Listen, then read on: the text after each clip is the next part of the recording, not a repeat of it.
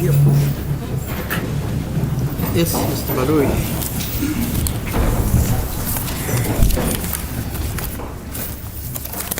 As a court, please, my lord, we apologize for the late start. We don't have an interpreter at the moment, my lord. Mr. Jonas is busy arranging for an interpreter in another court. I see. And he's not yet here. Okay.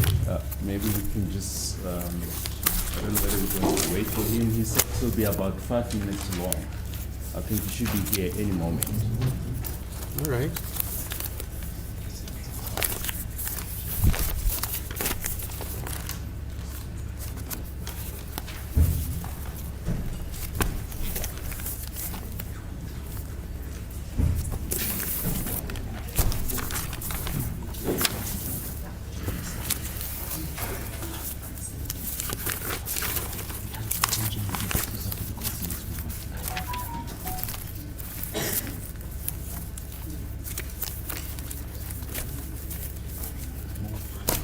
Yes.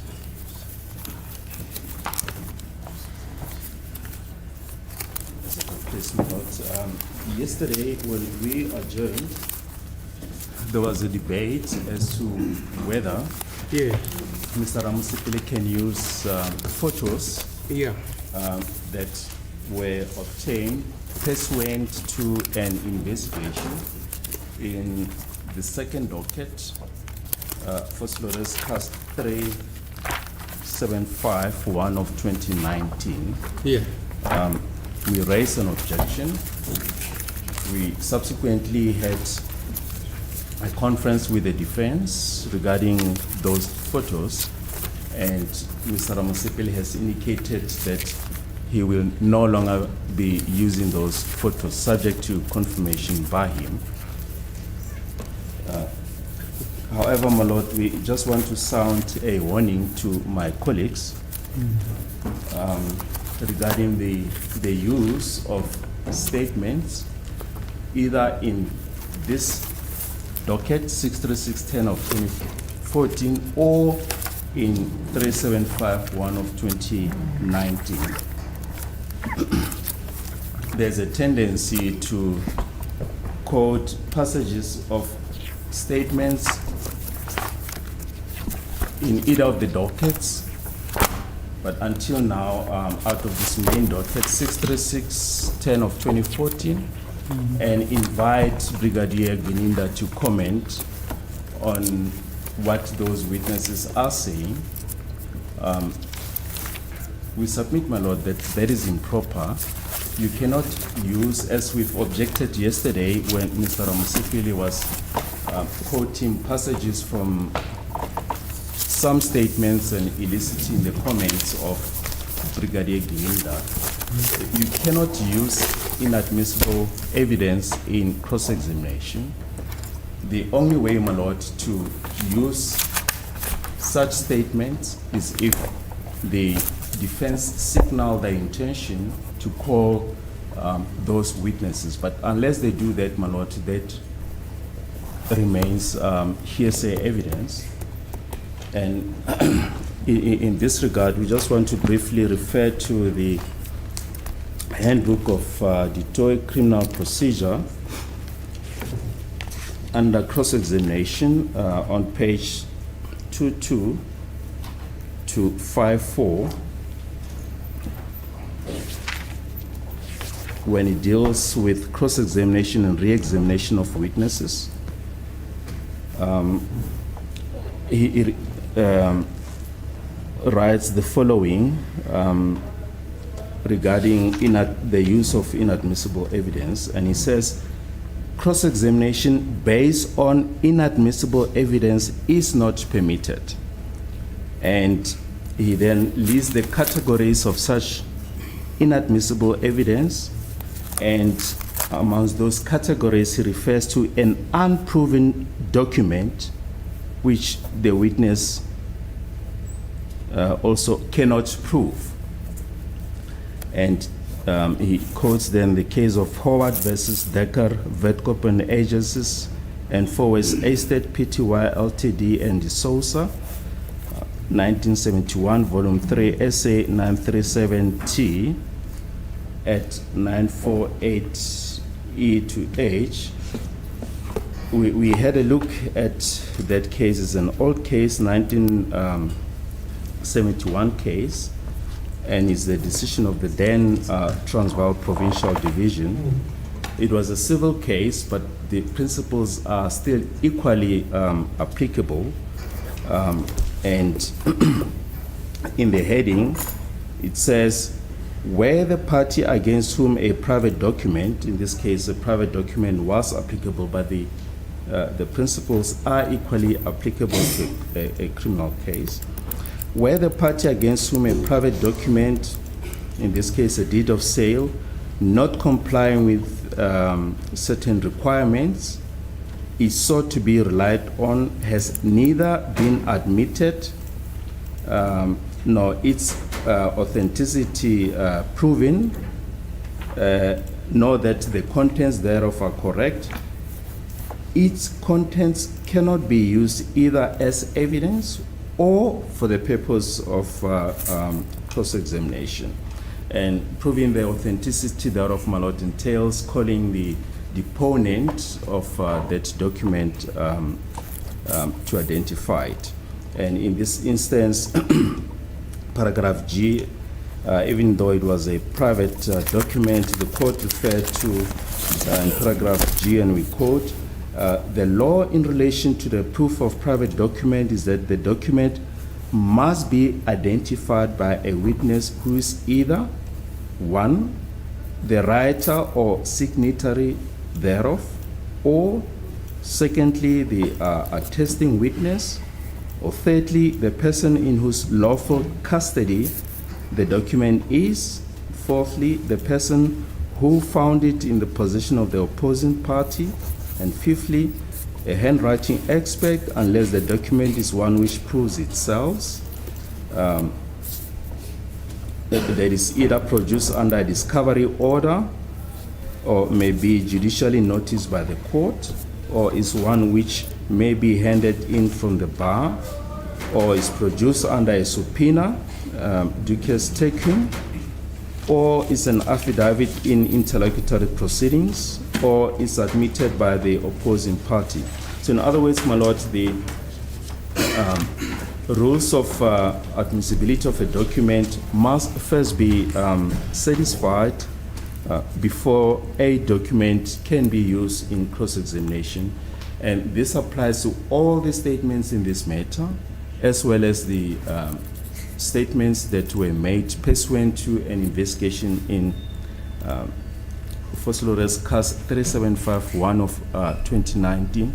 We don't want to disturb the flow of the proceedings by standing up and objecting every time.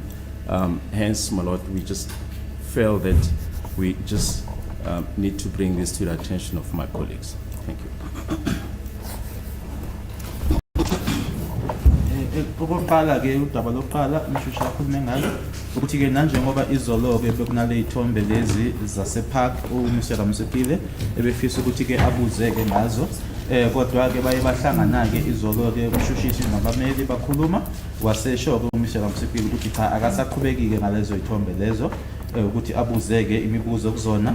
Okwesibili-ke uyakuthi nje ufisa nje umshushisi ukuthi-ke exwayise-ke ozakwabo mayelana nokusebenzisa-ke iy'tatimende abantu bazo abangezanga noma abangabizwanga la enkantolo bazosho ukuthi iy'tatimende zabo, ukusho ukuthi-ke leso statimende leso asikabikho isiqinisekiso ukuthi-ke kukho-ke ngokomthetho noma ngokwendlela-ke okwenziwa ngayo enkantolo ukuthi kusetshenziswe istatimende bese kulindelwa lo fakazi ukuthi-ke aphendule kwistatimende ekungesona esakhe, futhi nomnikazi waso istatimende leso engabizwanga enkantolo ukuthi-ke azosiqinisekisa mayelana nalokho okubhaliwe kusona. Yes, Mr. Ramsepi. As the court pleases, my lord. My lord, I note the submission by my learned colleague, my lord. However, I cannot respond at this stage, my lord, because I did not go and prepare for that. I'm busy preparing for the application. If I need to respond, my lord, it will have to be tomorrow. I don't understand. Yesterday we said you should prepare, No. both no, of you. Or No, not the- even both, all of you. No, the court said we can either discuss it amongst ourselves or prepare. Or prepare. Yeah, that's what I said. Yes, or prepare, not discuss and prepare. How do you how do you prepare without discussing? No, the discussion was whether is it necessary to prepare for this argument pending that I'm going to use the statements or not. But once we decided that I'm not going to pursue that line of questioning using those photos, we then decided amongst ourselves that preparation is no longer necessary. My lord. I see. Yes. So you're saying, you know, I don't want to prejudice your client. Did you want to use that information? Let's start there. It is not material for my cross-examination. Well, now, why did you bring it to court and... My lord, I specifically stated why I brought that information to court. Oh, okay, fine. What was the reason, by the way? My lord will recall, I don't know which witness was it during the main trial. Reference was kept on mention of the park, the left 200 Yes, meters. yes. And the court asked my learned colleague, Mr. Baloy, that it's imperative that the court has sight of the photos of the park and the surroundings. And in light thereof, my lord, I think the following day, Mr. Baloy came and finished all of us with disclosure regarding those photos and the album and the statement of the person that took those photos. However, my lord, that was not pursued thereafter, and the court never inquired further. But then, as I was preparing, my lord, like I said, I came across those photos, and it was just to remind the court that the court once asked for these photos. Is it also necessary now to have that witness come and testify to orientate the court as to the park that was searched by the community, by the first responders, where it is alleged that the intruders ran, which is 200 meters away from the scene. That was the purpose, man. Yeah, it's obvious the court wanted to know if there were photographs of the scene. And the answer then, because it was silence, I thought no photos were taken. It is unfortunate, but because we were finished, my lord, with the photos the following day, after the court. And you never brought that to the attention of... it was never brought to the attention of the court. Now the question is, do you want to use them, sir? No, I'm not going to utilize them, my lord. Because I don't want it to be said No, it won't be- that you are being refused, and your client is being refused an opportunity to use those photos, which were supposed to be part of his defense. Yes, Are you with me? I am, my lord. Yeah. And I did discuss it with him this morning to say I'm not going to utilize the photos because this was the context within which I was bringing it to the attention of the court. And he is well versed, my lord, that I'm not going to use those photos anymore. Let's hear your colleagues, Mr. Nisi. Thank you, my lord. The prescription, which is of a blanket nature, my lord, that the state seeks to impose on the defense with regard to the usage of certain statements, tends to be unlawful, and from where I'm standing, it's a bit rational because it does not take into account the provisions of the Law of Evidence Amendment Act number 45 of 1988, which amongst others stipulates that information that is contained in a document or information that is contained in a statement may be admitted on a provisional basis, where the person who seeks to use that information undertakes to call the person whose property value the content of such statement lies. So the person who wants to use that statement can simply make an application to court and say, my lord, may I please be granted the leave to use the content of the statement, was later on, then I will call the person upon the credibility, upon whose credibility the content of this document lies. There's nothing wrong with that, my lord. That is just point number one. Point number two, my lord, is the state makes a disclosure. Upon investigation, or let me actually start it here. The state receives a complaint that is investigated by police. The police go out and take statements from certain witnesses. Then the matter gets brought to court and there's a trial such as this one. And the state makes a disclosure. In the process, circumstances had arisen in these courts, and in certain circumstances may also arise. I've also done this as well. Then you go to the list of state witnesses. Amongst the list of state witnesses is a particular Mr. X, maybe he's witness number 5. And then they call the first witness. The state calls his first witness. And then the process of cross-examining that witness, who's witness number 1. And then you refer to the statement of witness number 5, who's also mentioned in the list of state witnesses. For instance, you come and say, Mr. Witness of Brigadier Kininda, the state is going to call Mr. X, who's witness number 5, who's going to say, amongst others, this and this and this and this and this and this and this and this and this. I'm not even so sure, my lord, whether that is unlawful, because the person that has been referred to, who the defense believes that later on will be called by the state, is amongst the list of state witnesses. So there's perfectly nothing wrong with that, my lord. Unless if the state from the beginning indicates that these are the specific names of witnesses that we are going to utilize in the trial, the rest we will not be utilizing.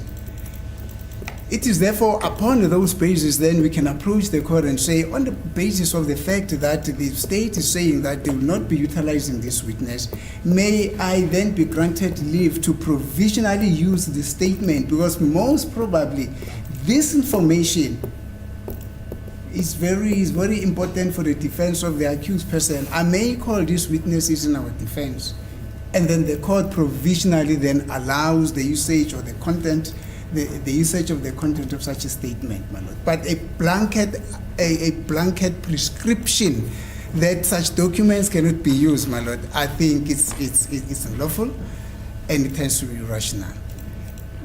What should actually happen is it should be a case-by-case determination. It should not be a blanket amnesty. I therefore do not align myself with the suggestion or with the application by my. I don't know whether it was an application, but I heard him saying that he was sounding a word of advice. I don't align myself with that advice, my lord. I may say from the bar that I'm not inclined to accept that advice. Thank you, my lord. Okay. Yes, Mr. Ngumalo. As the court pleases, my lord, before Mr. Ngumalo addresses the court, I was called by my client to indicate that, my lord, the application or submissions by my learned colleague, my lord, are one-sided. What? Are one-sided because, my lord, he tells me that Brigadier Kininda has referred to the statement of Absalom Zungu, which he says links accused number 1 and 2. Yet that Absalom Zungu, the state did not call, and they led evidence to that effect. The evidence of Magaleni, who's the deceased, who describes suspect B, which the state alleges is accused number 2. Also, that person was never called. We have not been furnished with the death certificate of that person. So what he essentially says is that the state may be making this application, but what is good for the gander is the warning that he sounds to us, he must also sound it to himself. As the court pleases. Yes, sir. Mr. Ngumalo.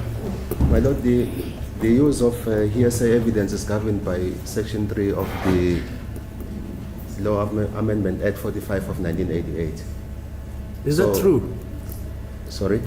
Is it true or correct to make that statement?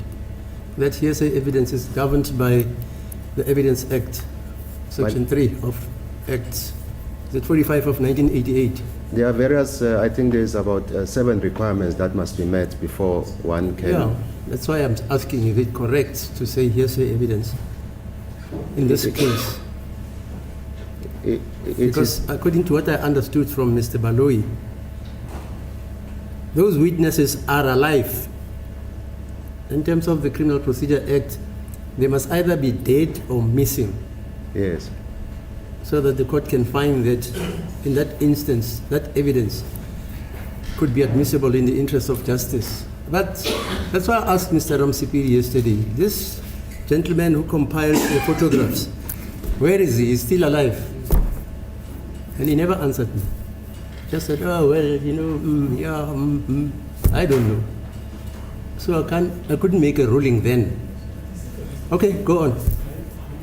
No, I was also going to address the court on the basis that if the court is forewarned that the credibility of that evidence upon whose property value relies is going to be called, then that evidence may be provisionally quite. You're admitted pending the calling of that witness.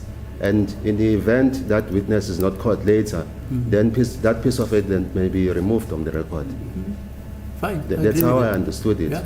So if the court in any proceeding, for instance in this case, is warned that the counsel is going to use an affidavit and this person is going to be called, then the witness may be cross-examined on the basis of the content of that affidavit. If the court is forewarned, then failure of the counsel in calling that witness that was referred to earlier, then that evidence is scrapped from the Okay, record. fine. That's how I understand the whole Okay. procedure. Thank you. Yes, Mr. Msholan.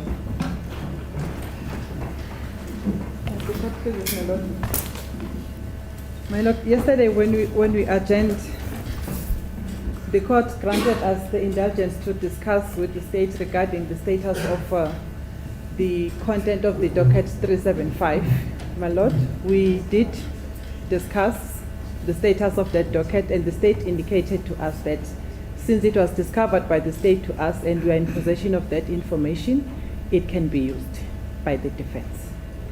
Secondly, my Lord, it is the duty of each and every counsel who is intending to lead evidence on a particular statement, if the author or the deponent of that statement is no longer alive, to inform the court and bring the necessary application in order to be able to use such statement when cross-examining, especially this witness who is the investigating officer in this court.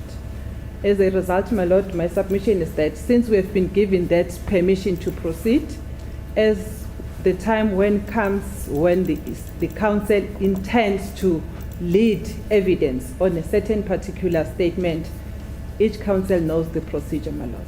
That's my submission. Yeah, but I thought here we're speaking about photographs, documentary evidence. Is that not so? Yes, my Lord. My Lord, the photographs, unfortunately, my learned friend has decided not to proceed with that. However, the state had indicated that if he wants to lead the evidence regarding that statement, he can still proceed, my Lord. And we also asked the state to make those witnesses available to us if the state is not intending to call them. And the state indicated that as soon as we indicate, the witnesses will be made available to Okay. us. Yes. Therefore, whenever counsel is or intends to lead that photo album, especially in my case, I will be calling that witness who took that photo album, and I will be using that photo album. Is he alive? He is alive, my Lord. Where is he? Mr. Kininda can get it. Zuluin or Ugopi? No, my Lord, the investigating officer will be approached when we are about to lead that information to get the whereabouts of the witness for us. Because once the state has finished with its state case, he will make those witnesses available to the defense, and the investigating officer will get them for the defense. And then we'll be able to call them, all of them, my Lord. We are going to give them a list of all the witnesses that the defense intends to call. As the Okay, court fine, is. no problem. Yeah, as a general proposition, this court is obliged. I've listened to the defense and even the prosecution. The government of this debate is the fact that Mr.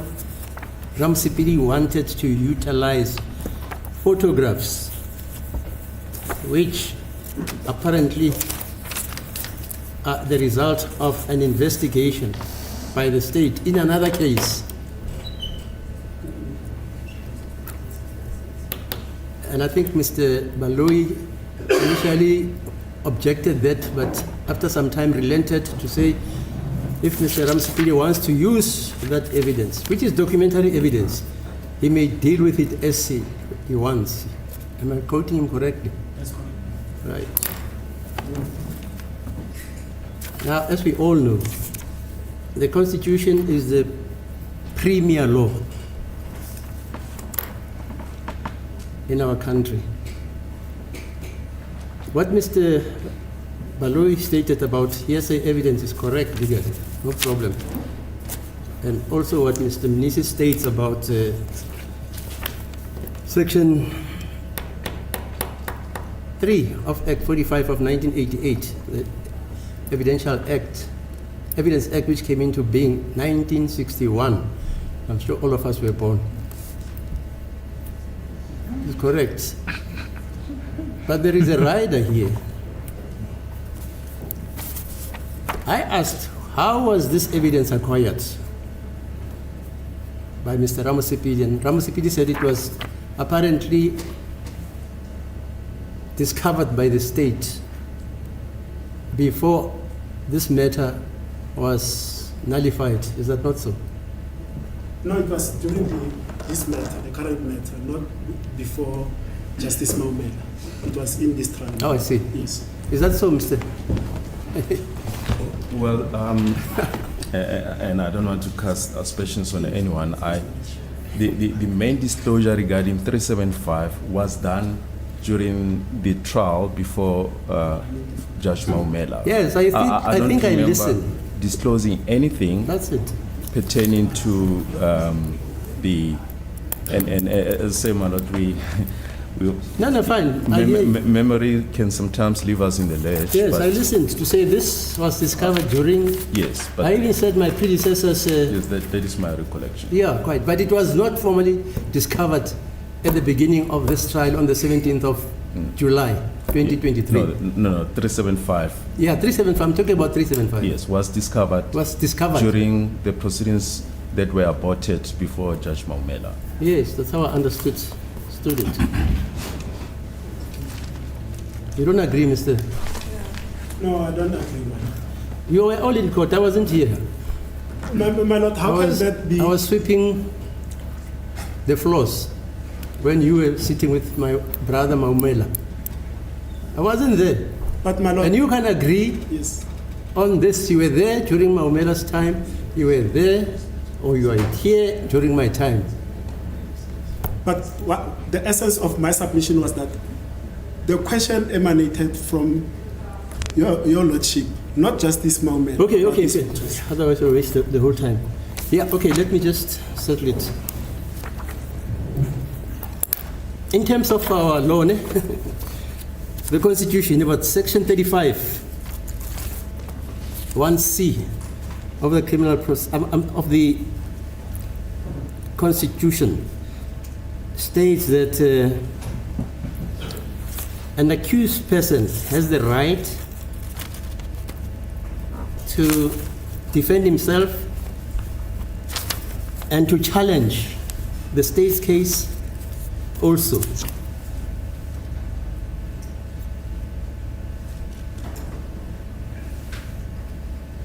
Consequently,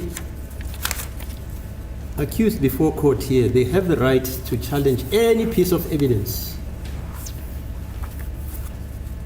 Like, for instance, because it has been discovered, this court doesn't have to inquire as to how it was discovered, because it appears that in any event, Mr. Ramosipidi wanted to utilize this evidence of photographs or an album.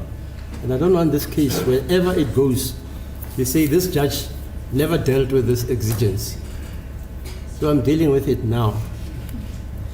When you decide not to use it, it mustn't be said that I refused you the opportunity to use it. Okay? Because my finding, as I say, is that your client has the right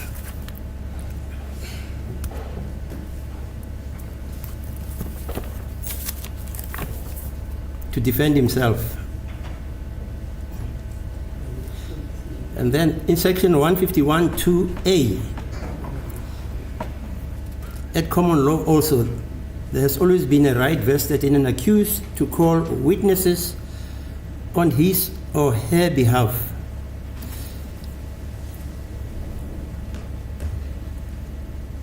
And that the Constitution recognizes this right in section 35, and also the Constitution now guarantees every accused person, as part of the right to a fair trial, to the right to adduce and challenge evidence.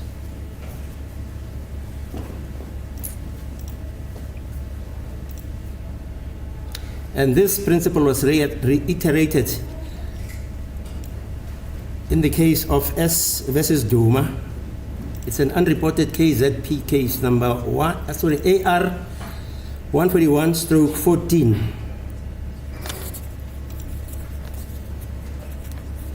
Where it was reported that it is an irregularity if a judge or a court denies an appellant or an accused person an opportunity to call a witness in defense of so fundamental a right that if that happens, it vitiates the proceedings in the sense that he has been deprived of a fair trial right.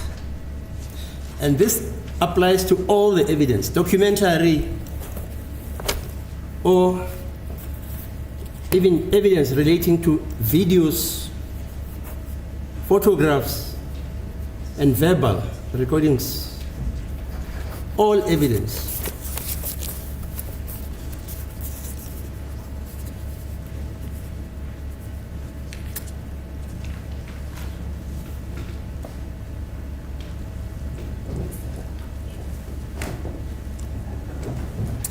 And this was also repeated in the case of Ugwebu versus the National Director of Public Prosecutions, case number 86184/201, which judgment was delivered by my late brother, Classens, on the 28th of May, 2019. And at page 22, he says the court recognizes the right, and that this right is underpinned by a right to a fair trial, and entails that all available evidence, including evidence that would assist an accused in his or her defense, should be made available. All, irrespective of how that evidence was acquired or discovered.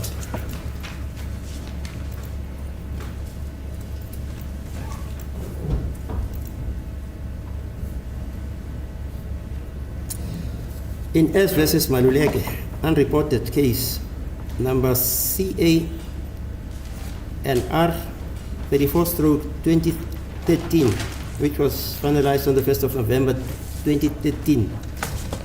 The court at paragraph 60 confirmed that where the defense fails to call a witness whom he or she could have been called, it is open to the defense to request the state to make that witness available. And actually, to put it in its proper context,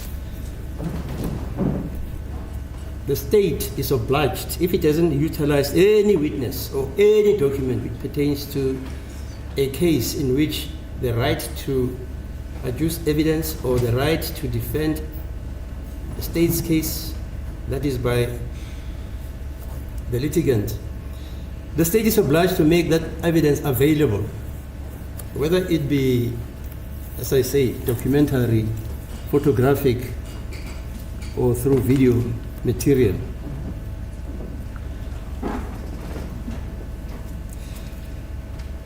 So it's a legal question also that if the state is not in a position to call any witness,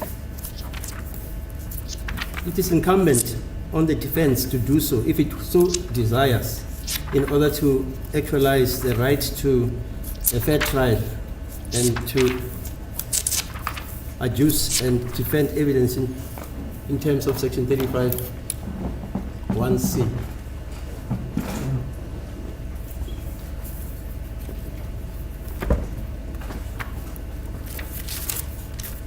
This case is peculiar in the sense that this court finds that this evidence, which is apparently wanted to be used by Mr. Ramosepili, which pertains to documentary evidence of photographs which were allegedly acquired or taken in another case, it doesn't stop Mr. Ramosepili or any accused person to utilize that evidence, because the right to Section 35(1)(c), in my view, it's more decisive than the right to the privilege which is supposed to be extended to any evidential material which is in the possession of the state. Because we must bear in mind that this evidence, we keep saying it's a case. It's not yet a case. 735, it's not a case. It's still an investigation. A case only commences when there's litis contestatio, meaning that it only commences after the state has placed or put a charge to an accused person and that accused person pleads. Only then does that evidence become evidence in the accepted way. Otherwise, still an investigation. So Mr. Ramosepili actually wants to use photographs which are pertaining to an investigation in another case. But I'm saying the right of his client to Section 35(1)(c) supersedes even the privilege which the state could claim or wants to claim. Okay. So if you want to use that evidence, you may do so. As the court proceeds.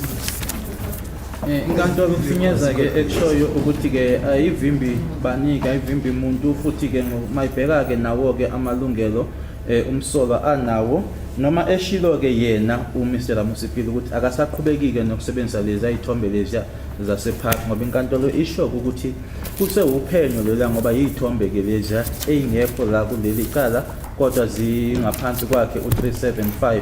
Kodwa inkantolo ithi noma kunjalo ke uma kuwukuthi yena ufuna uyisebenzisa inkantolo ayimvimbi ke, kodwa yena ushilo ukuthi cha akusayisona ke isifiso sakhe, futhi ukhulumile nawe ke Mr Ntanzi ukuthi ke akasaqhubeki nokusebenzisa lezi ayithombe. Kodwa kukona ke lokho inkantolo ithi ayimvimbi ukuthi ke angaqhubeka noma wena naye ke ummeli wakho ayinivimbi uma ukuthi nifuna ukuthi niyisebenzise. Okay, thanks. Yes, Mr. Ramosepili, any further questions? As the court proceeds, my lord. I mean, that's it. Now, Brigadier, yesterday I had started on an aspect of the description given by various people that were in the house, in particular regarding accused number 2. And that description is contained in the statements that they made on the 27th of October 2014, and for some of them, they are viva voce testimony also in this court regarding that description. Yes, my lord. Kuyiqiniso ke ukuthi ke ubuza ke izolo mayelana ke nendlela ofakazi noma abantu ke abathi babona ngalelo langa abe bechaza ngayo ke bechaza yena ke umsolo wesibili kuyitatimende noma ke bekhuluma ke ngazo i27 ka October 2014. Yebo kuyiqiniso.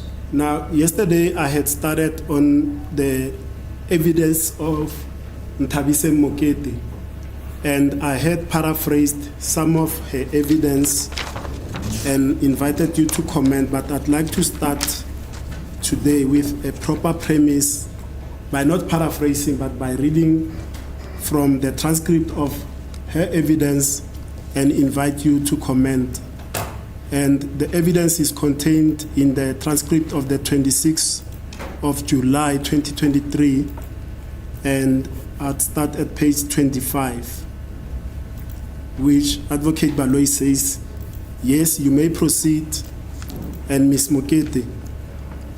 Now, there was a stage where there was a sound, a loud noise that sounded like a gunshot sound, a bang sound, like that of a firearm, whilst we were still in the car like that. Now I got shot.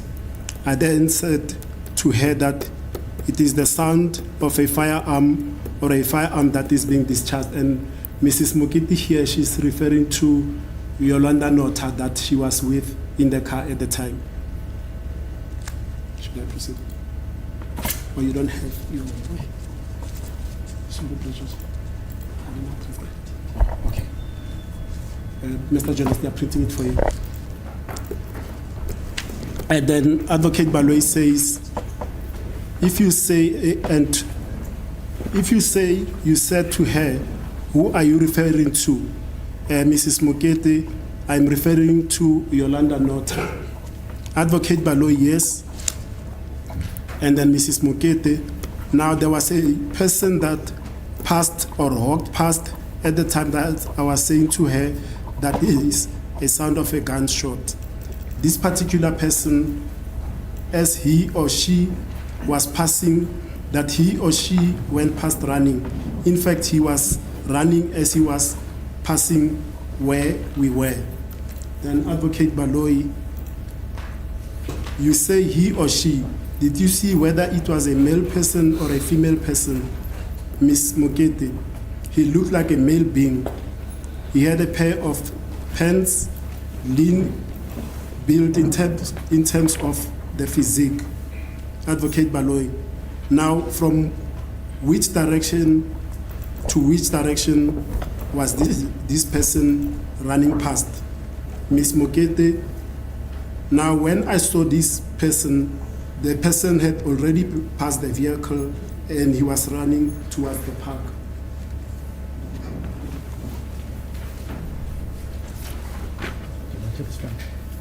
Must I comment? Yes, because the comment that I want to invite, yesterday you gave, when I gave this, like I said, it was not quoting verbatim. You then responded by saying, yes, this lends credibility to one of the confessional statements of accused number 2, because he had said that he ran away after the first shot was fired.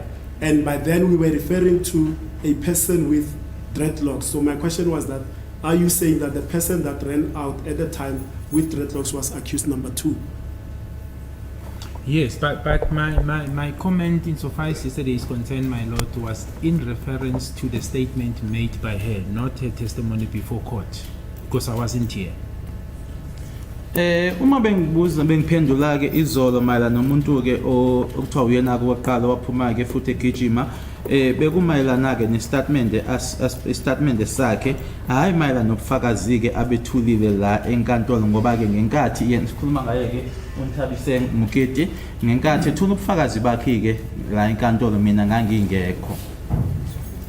And the second question will be, the person that is described by Ms. Mokete after the firing of the first shot, he says it's a lean or slim person in physique.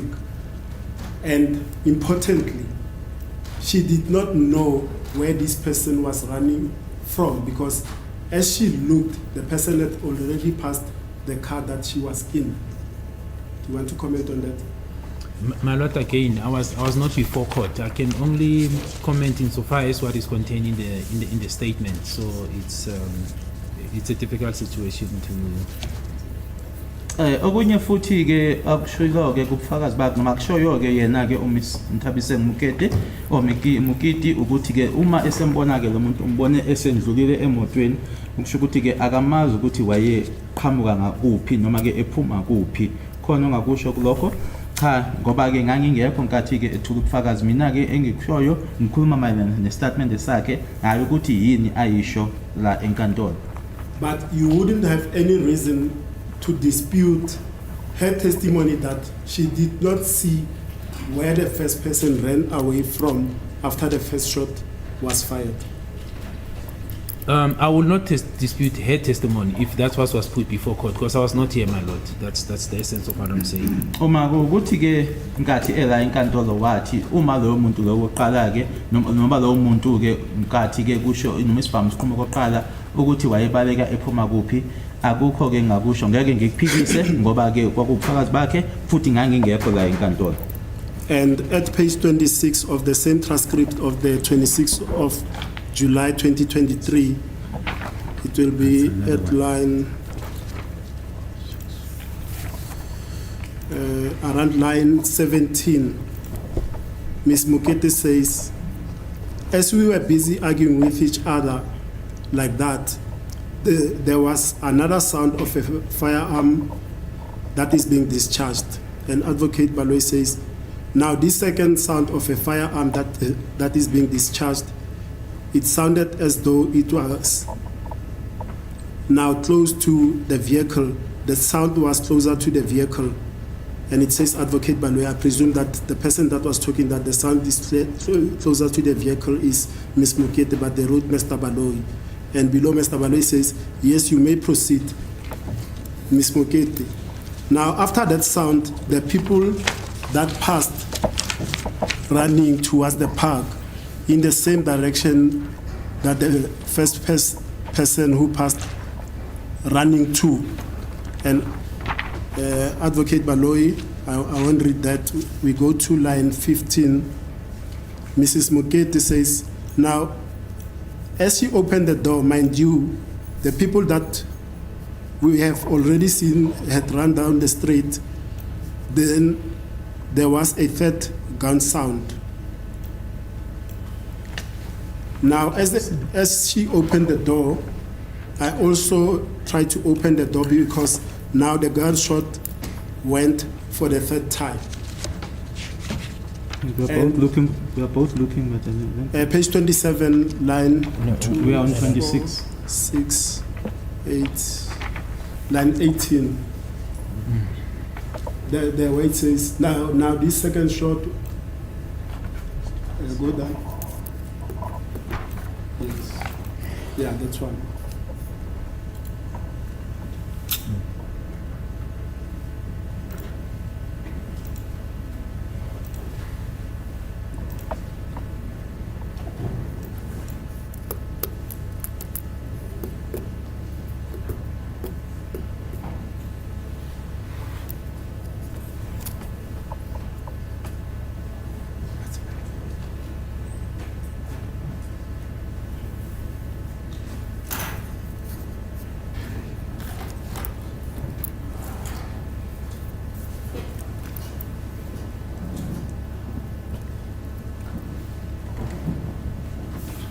What's the problem now? I think we are on page 26 now, but then it's past page 26.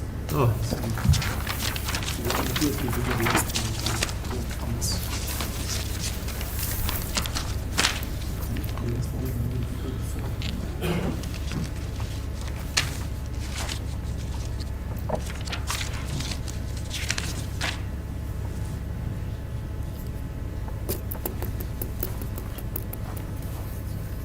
You see from line 17, Yes, page yes, 27. yes. I'm just going through it quickly, my lord.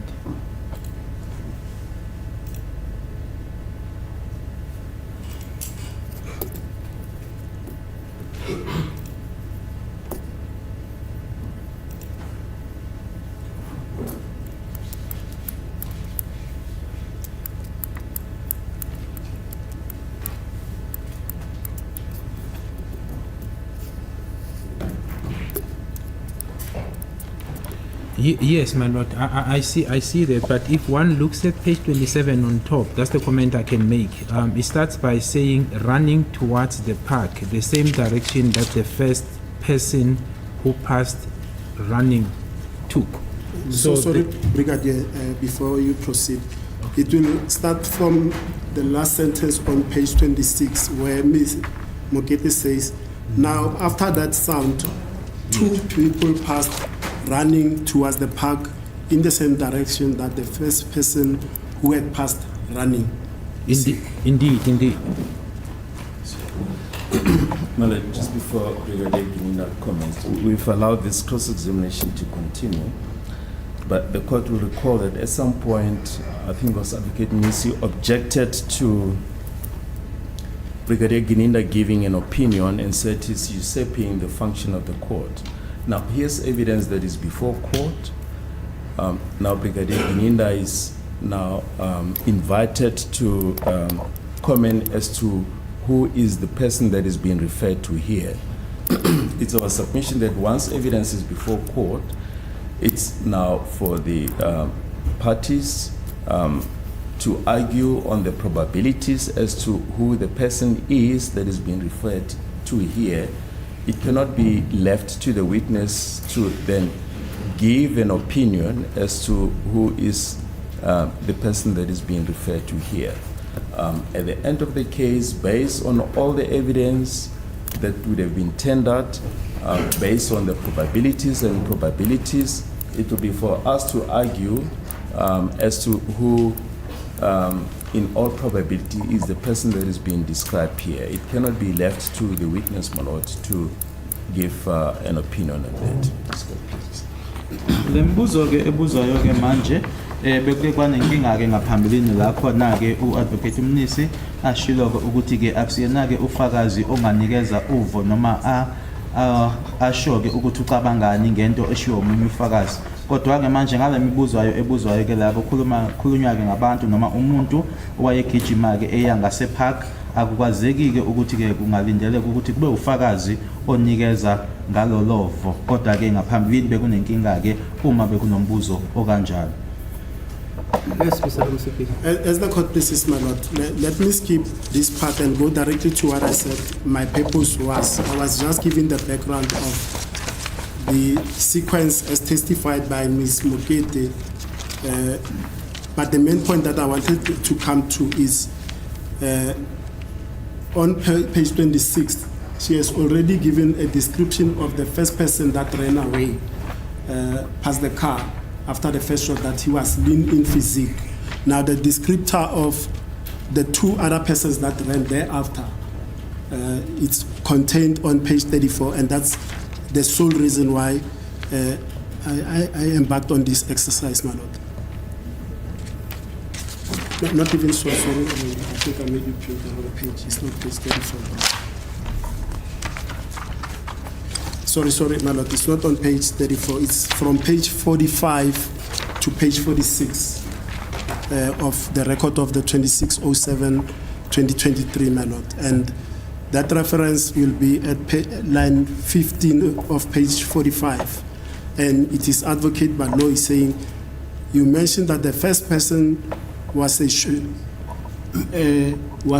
shot that rang off and a person ran past, and you described the person, you mentioned that the second shot that rang off and two persons ran past towards the park. Are you able to describe those two persons? And Ms. Mokete says, no, I remember the very first person that ran past was tall, he was not short, also with a leaner physique or a slimmer physique. And then Mr. Bolo is asked, is that the first person who ran past alone? And Ms. Mokete, the very first one who ran past alone. Yes, and the other two, Ms. Mokete, one of them was not, big in terms of the physique.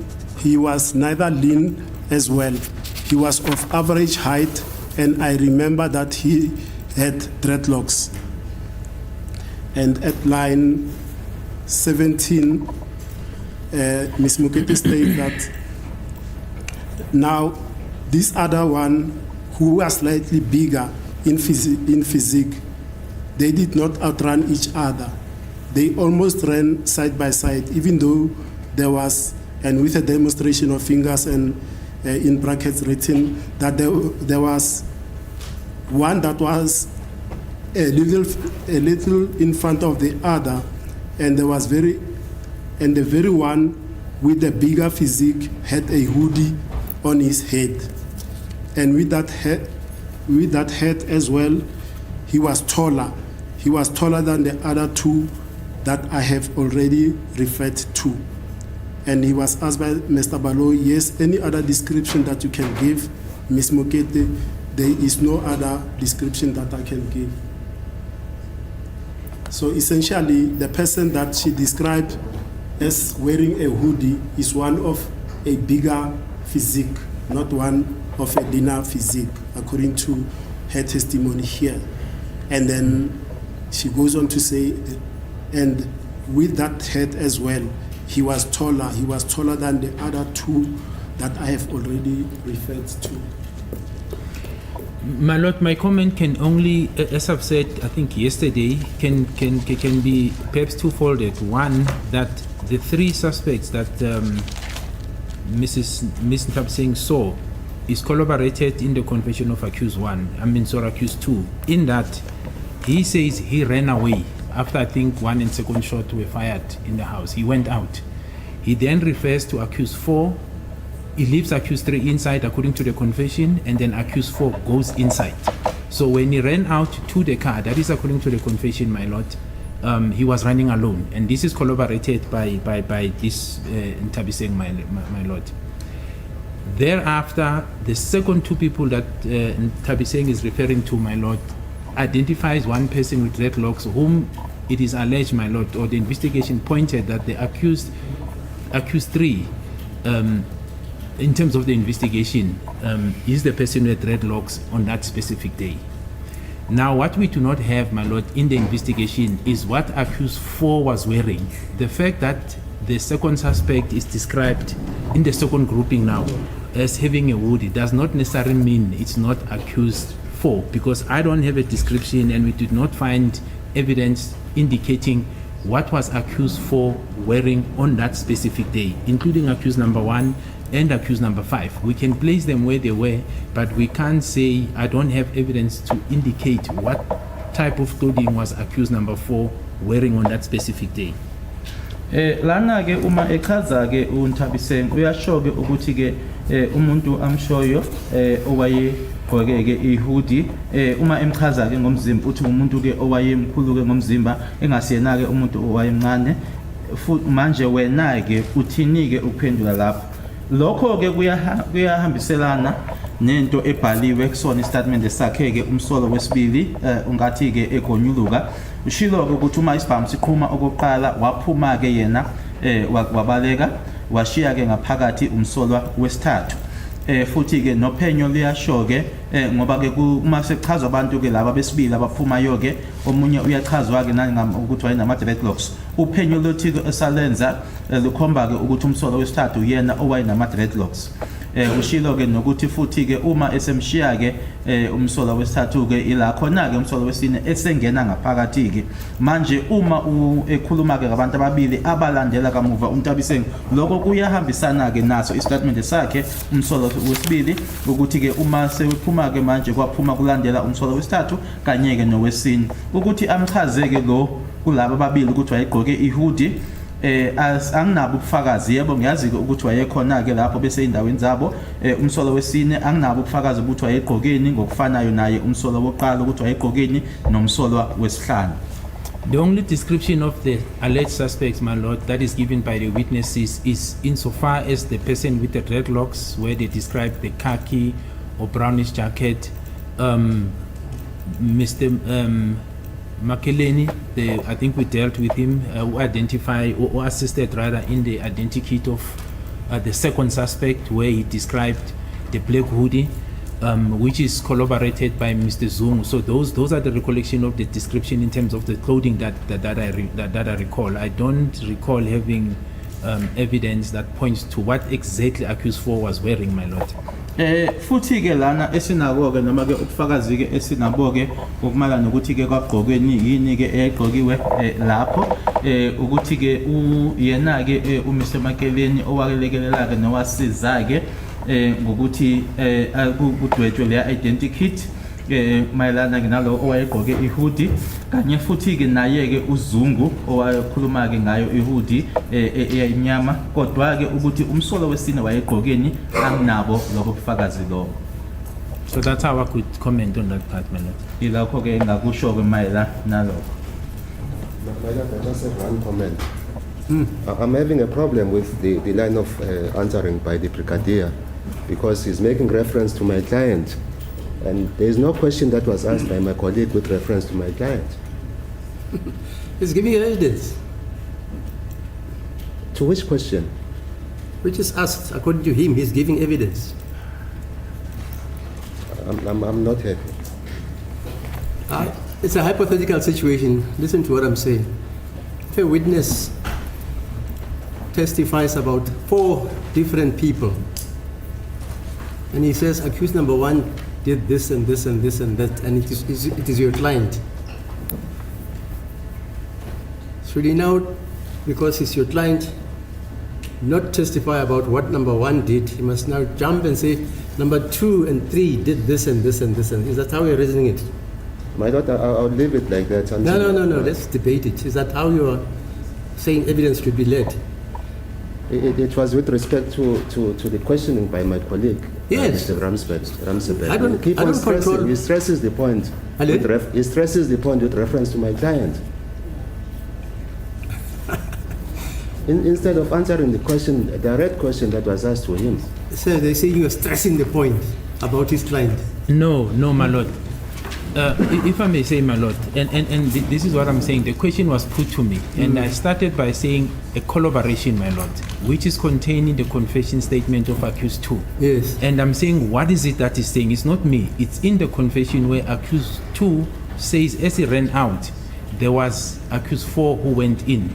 I'm not stressing it is contained there, my lord. And I'm saying if you take that context and you take it to what Mr. Ramsipile referred me to, insofar as Ms. Mukiti is saying, I'm saying there's a collaboration. And that is why I'm saying, because we do not know what accused 4 was wearing, one can think that possibly it was him who's wearing a hoodie. That's why I was going with my answer. But I'm simply commenting or responding because the question has been put to me. And I have to comment about these 3 individuals whom Ms. Mikiti saw, and I'm talking about that collaboration, my lord. Sikona ke ukuthi ngiyagxila noma ngiyagcizelela ke kuyena umsola wesine kodwa ke umbuzo engibuzwayo ke bese ke manje ke kufanele ngikhuluma ke ngaso istatement sokugonyuluka esenziwa uyena umsola wesibili ngikhathanisa ke noma ngihlanganisa nakona lokho engibuzwa ngakho kuthiwa yikona ekushiwo uMiss Mukiti ngithi ke uma kwistatement sakho number 2 uyasho ke ukuthi ke number 4 wangena ke ngaphakathi so ngihlanganisa labantu abathathu uMiss Mukiti akhuluma ngabo. But Brigadier, if you listened to the objection by my colleague Advocate Baloyi, and hence I ran away from the passages that I was reading at the beginning and went for the description. I sought your description, your comment on the description as per Ms. Mukiti. Because Advocate Baloyi says, as to who Ms. Mukiti saw as the first person running, that is an argument that he will make at the end of the case. It is not your duty to draw inferences about the mind of Ms. Mukiti that this person that was running there, therefore exhibit H and JJ, Mukiti says it's that person. It's not her testimony. Hence, Mr. Numalo is not happy because you didn't answer even my question. You went on a drift to show that you can draw inferences, which is not your duty. No, but my lord, that's not correct. I didn't even utter one word of inference. I was asked a specific question to comment about 3 individuals that Ms. Mukiti referred to. Yes. And my response was in relation to 3 individuals as per the confession of accused 2. So I don't understand where am I quoting it correctly, because the question from Mr. Ramsipile, it's in relation to 3 descriptions. I mean, the description given by Ms. Mukiti about 3 different people. Yes. And I'm drawing that inference from the confession of accused 2 that relates to 3 different people. How could I be?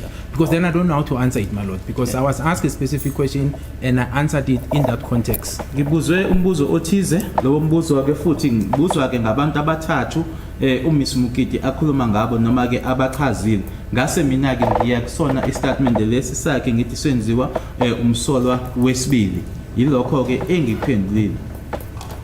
You see, you even use the word, you drew an inference from the statement of accused number 2. I was only asking you, because other witnesses have described the person wearing a hoodie as a lean or slim person, tall, slim.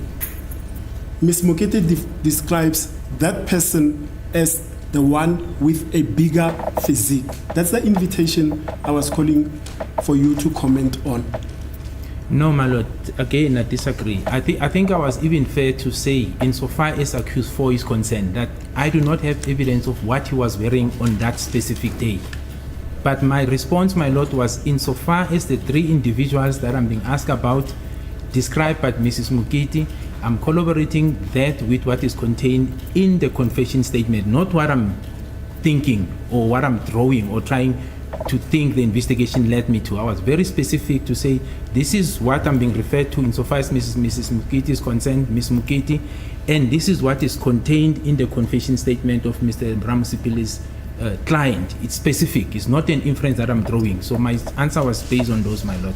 Ekuqaleni ngishilo ke ngaze ngasho ngathi angazi ukuthi wayegqokeni umsolo wesine kodwa ke uma ngiphendula umbuzo ngalabantu abathathu abachazayo noma abashoyo yena ke uMiss Mukiti ngase manje ngiyake ngihlanganisa naloko okubhaliwe kwistatement sakhe umsolwa wesibili hayi ukuthi ngicabanga ukuthi kodwa ke ngihlanganisa lokho akushoyo labantu abathathu abashoyo uMiss Mukiti kanye futhi naloko okubhaliwe kusona istatement sakhe umsolwa wesibili.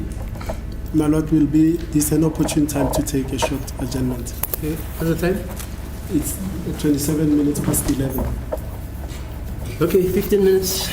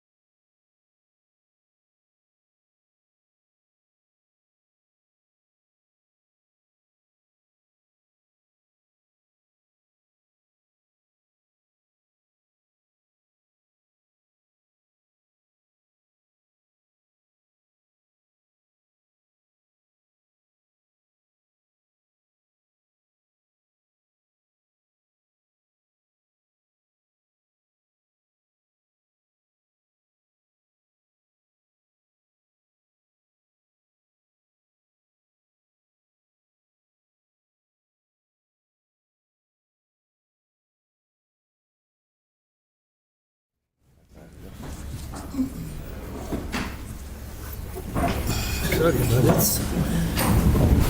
Yes, my lord.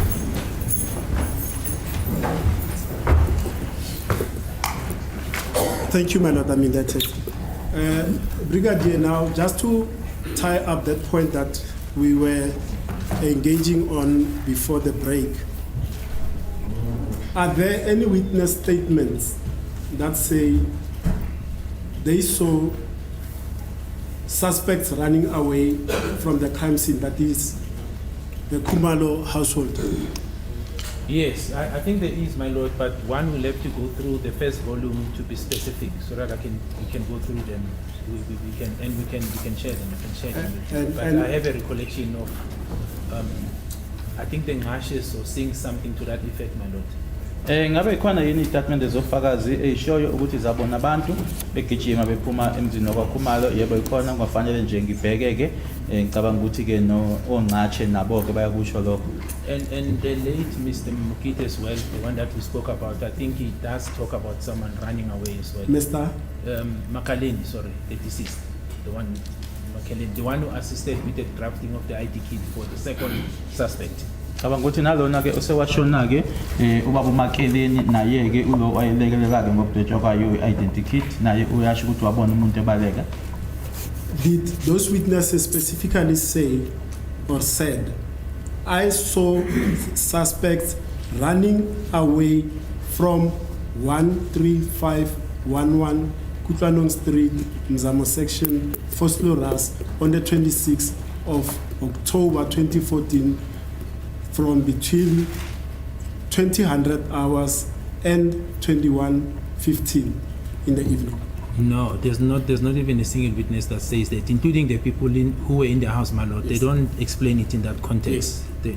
There's no one who puts it specifically like that. Ingabe labo fakazi yini bathi babona abantu bephuma kwa 13511 Kutlanong Street Mzamo section eFosloras ngazo i-26 October 2014 phakathi kuka isikhathi u8 ebusuku kanye ke no21:15. Cha, akekho ke oyibeka ngale yondlela, ngisho nalaba imbala ababesendlini abayibeki kanjalo. So what are those witnesses that you say you can check? What are they saying? My lord, I think so that one does not misquote them. If I can be given an opportunity, I think we can embark on that exercise. Yes. But my recollection is like you'll have inference like saying Makhumalo's house or Kelly's house. That's how they describe the crime scene. Yes, I want that. Yes, yeah, but I don't think there's even a single one in my mind that I recall that identifies the house in terms of the house number and the time. Yeah. Hence I said in a generic form the crime scene. Yes, no, in a generic form, my lord, I think we may find those statements. I'll just have to be given an opportunity. So I'll give you that opportunity so that during the long adjournment, then we can revert to that after the long adjournment. Okay, man. Now, you will recall as well that before these particular accused persons were arrested, Mr. Mbata was arrested for this matter, and an identity parade was conducted in that for that suspect. You recall that? I do recall, my lord. Uzokhumbula ke ukuthi ke ngaphambi kokuthi laba abasolwa ke baphambi kwenkantolo manje baboshwe kunomlisa ke uthize umbatha owaboshwa futhi ke kune ID parade eyenziwa ke, yebo ngiyakhumbula lokho. And in this instance, specifically regarding accused number 2, after his arrest on the 16th of June 2020, why was an identity parade not conducted for him in respect of the people that were in the house? My lord, I do recall specific in 2 instances the 2 people that are interviewed, and that is Mr. Mtokozi Sitwala and Mr. Madala, who said they were 50-50. I think they put it in that context that they are not 100% sure that they will be able to do an identification parade. And I think I took their statements because I know they put it in the middle, so it wasn't going to take us anywhere. Insofar as the others, as I've said, my lord, the investigation was prosecutorial driven. You sit with the prosecution and you are guided as to which witnesses you can use or not. But those 2 specifically, I interviewed them, and they gave a statement to say they're not 100% sure it's 50-50. I think that's how the statement is quoted. Manje ke uma eboshwa ke umsola wesibili ngazo i-16 zika June 2020 kwakunganike kena ke i-ID parade ingabi khona ke ngiyakhumbula ke umthokozisi Thwala kanye naye ke uTumelo Madlala futhi ke kuneyitatimende zabo ke engayibhala mala naloko basho ke ukuthi ke uma ingenzwa ke banaso isiqiniseko sokuthi ke bangakwazi ke ukuthi bakhombeke basho ukuthi yilona ke ngokumala nabanye ke ngishilo ukuthi ke uphenyo olwaluhola namakhulunyisana nabeshushisike kodwa bona bobabili labo basho kanjalo. Now, regarding the rest of the people that were in the house, what decision and why was it taken that an ID parade, they shouldn't come to an identity parade where accused number 2 will be part of the people that are in the lineup so that they can have an independent identification should they identify him at that parade rather than what transpired here in court, him being identified from the dog. My lord, like I said, the first part, like I said, the 2 witnesses that are interviewed said they were not 100% certain. So they didn't rule out the possibility, but they also could not confirm that they will be able to identify the accused because of the period that it has taken. And as such, as I said, my lord, I took statements to that effect. The others, as I said, it was procedural-driven investigation. There were guidelines and given as to who we can use and who we cannot use. That's how far I can answer it, my lord. Manje ngokumala nabanye ke kwakunganike ukuthi banganikezwa ke ithuba ke noma ukuthi bahambe ke bayokhomba ke la umsola wesibili azoba khona ke naye basho ke kunalokho okwenzeka ke la enkantolo ukuthi ke bamkhombe bela enkantolo bese ngishilo ke ukuthi labo babili bona ke basho ke baba ingaqinisekisa ukuthi bangakhomba noma bangangakhombi kodwa basho nje ukuthi abanaso nje isiqiniseko sokuthi ke bangakwazi ukuthi bakwenze lokho. Abanye ke ofakazi bese ngishilo futhi ke ukuthi ke kwakuxoxisana ke noma ukukhulumisana ke nabashushisike shiwo ukuthi ubani singabasebenzisa ubani esingabasebenzisi. Now, if I may assist you, one of these statements, it's A126, and you can find one for yourself. I think A126 is in respect of Tumelo Madlala, whom you took a statement from inquiring whether or not he will still be able to identify the perpetrators, and he said that this case has been a while back, the incident happening. Therefore, he was equivocal. In other words, he wasn't sure that he will be able to identify the persons that had allegedly entered the house on the 26th of October 2014. Yes, my lord. That's why I'm saying Tumelo Madlala do recall, but it didn't say he will not be able to. It was just a middle line to say because of the time period, like you phrasing it, is not certain. It was a 50-50 type of response that he gave, my lord. Yebo ukuthumela Madlala yena ngiyakhumbula ke manje babe ngiqeda ukusho ke kodwa ke ayibekanga ngalendlela ke oyibeka ngayo ke washo ke ukuthi ngenxa yesikhathi akacabangi ngoba ke kudala lesigameko senzeka. Okay. Now, let's go back to the issue of the identity kit. We have seen Exhibit BB, which is the identity kit that was compiled on the 29th of October 2014. Did you, subsequent to that, request the warrant officer still come to compile another identity kit regarding accused number 2?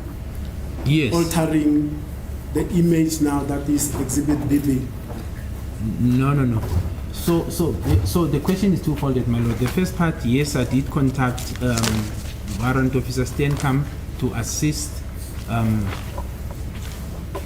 with the photo that I had of accused 2 who was arrested. The second part, not to alter the initial identity kit. It was to say, this is the picture. If I recall, I think the picture was either coming from the identity document after accused 2 was arrested, my lord.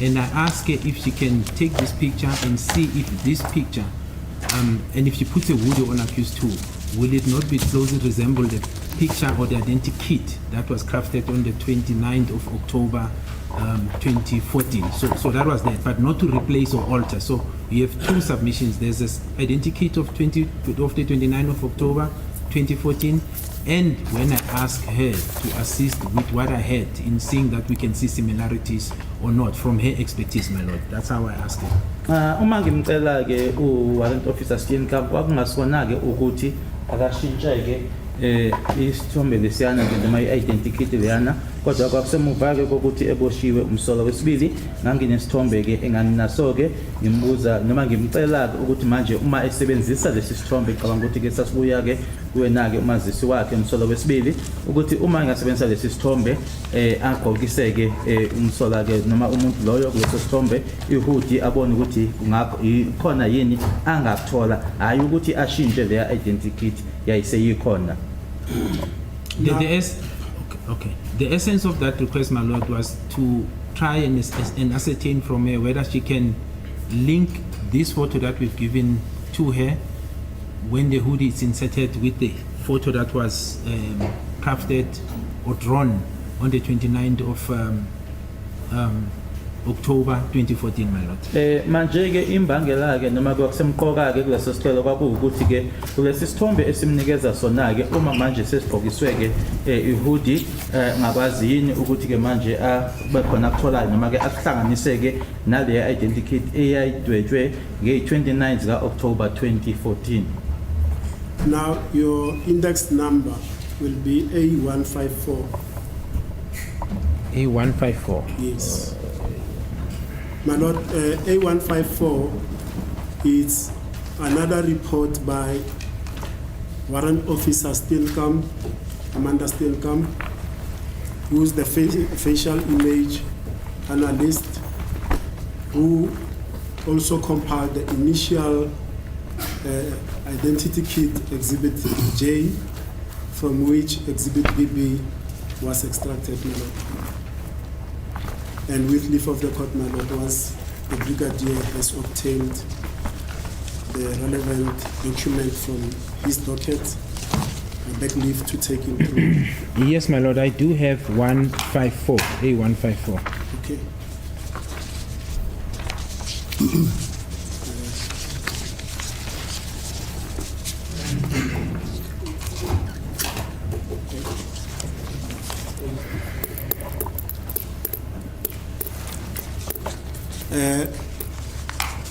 Now this report was commissioned on the 19th of June 2020 in East London. If you can assist me, Colonel, by going to the commissioning part, who the commissioner was, and the deponent is Amanda Yvonne Steenkamp. Yes, I don't know this person, but it's someone from East London. It's A-Labes Kachmut, looks like that, my lord. Streicher. It's Petros Paulos Engelbrecht. Globelar, yes. Okay. Globelar, he's a lieutenant colonel. Okay. Angimazi ke lo muntu ke kodwa ukuthi ke wase East London Commissioner of Oath, Petrus Paulus Grobelar, Lieutenant Colonel. Yes, my lord.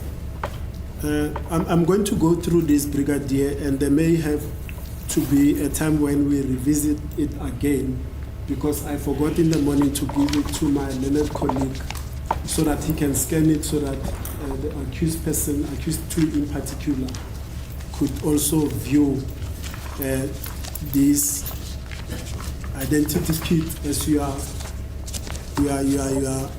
commenting on it. But I have already consulted with him regarding that. He's aware of this new identity kit, and by new I'm saying subsequent to the one of the 29th of October 2014.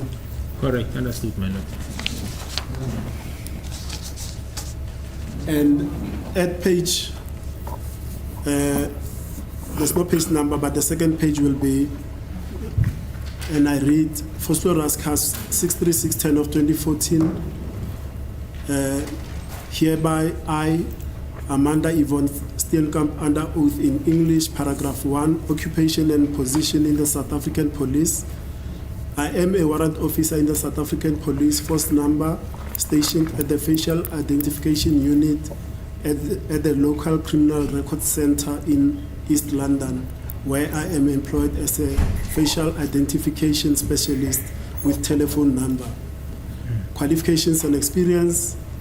I have 28 years service in the South African Police. I am employed as a facial identification specialist at the South African Police Facial Identification Section since 1997. The functions I perform on a daily basis include the following: facial compilations, facial comparisons, facial mappings, two-dimensional facial reconstructions of decomposed bodies, and facial aging. I received training the facial identification functions at the CRC Training Center in Pretoria and facial identification expert status during 1998. I also gave presentation regarding facial comparisons and facial comparison at the Facial Comparison Symposium hosted at the School of Anatomical Science, University of the Witwatersrand on the 1st of March 2015. During 7 August to 13 September 2006, I gave evidence in the South Gauteng in the following cases: the case of State versus M. Khoza and 4 others, a medal theft case. Sorry, why are you reciting all that? Yes, so my lord, let me go to the relevant part, which is, I'll skip paragraph 3, that it should be mutatis mutandis with this paragraph, same paragraph in Exhibit J. The relevant paragraph is in paragraph 4. On 16 June 2020, I received a request from Colonel Gininda to do an alteration on an image by adding a hoodie and dreadlocks hairstyle to a person of interest. I performed the alteration using Adobe Photoshop C52 or CS2 by adding dreadlocks hairstyle and hoodie with a brush tool. Attached, please find Annexure A, the draft document in brackets that forms part of this affidavit, containing identity kits and control images. Paragraph 5 is the commissioning that we have just referred to. And then page 1, Annexure A, it reads, Phosphorus CAS 636-10-2014, a facial composite is a method of establishing a visual likeness of any person through the verbal description of a witness or victim, and which is built up with the aid of identity equipment by a facial technician. The facial description must be established as well as the modus operandi of the sought person to aid the facial investigation. And it says, Annexure A is a draft document for investigation purposes. Page 2 is the suspect information of a person of interest. And page 3 is the identity key, control, and altered image. And page 2 thereof, it's Phosphorus CAS 636-10-24. Mr. Makaleni, residing at Mzamo 3942, compiled the face of suspect B. He saw 3 unknown African males in the vicinity of the gas station busy on their cell phones. Later they saw them outside the house of Kumalos. He saw the suspect B at the gate and gave the following description: plus minus 25 years old, plus minus 1.80 meter tall, slender build, a golden insert in upper teeth, not sure, in brackets, regarding the golden insert in upper teeth, dreadlocks hairstyle, facial hair, mustache and beard. He saw something in his hand that, not sure if it was a firearm. Witness could not compile the other faces. And there's an explanatory with second suspect, identity kit, unknown African male, plus minus 25 years old, slender build, height plus minus 1.80 meter tall, medium brown complexion, upper teeth, so a golden inlay in upper teeth, not sure which side, prominent cheekbones, dreadlock hairstyle, facial hair. And then, as you correctly say, Brigadier, the control image that was used, there are 3 images. The first on the left is the image that is of the image on the left in Exhibit J, and the one in the middle is the actual photo of an extract from accused number 2's ID. And then I think the last image is the one where it was now superimposed or altered using a hoodie. Correct, my lord. Yebo kuyiqiniso ukuthi kulezi ithombe ezintathu ke esibhekile ke lana lesi sokuqala ilena yokuqala ke identity eyenziwa ke noma ke eyayenziwe bese kuthi ke maphakathi ke nendawo be isithombe ke sona ke esasetshenziswa esithathwa kuona ke umazisi wakhe umsolo wesibili esesithathu ke ila khona ke esesi manje khona lesi kusetshenziswe lesi maphakathi nendawo se-ID esegqokiswa ihoodie. And there's also this other one. Do you have it in front of you? I think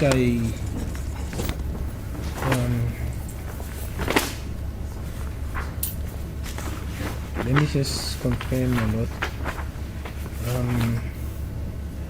I have something like that, but it's just that the wording is written differently. But I do have something to this effect, similar to what you have, but I think it's the writing that is slightly different.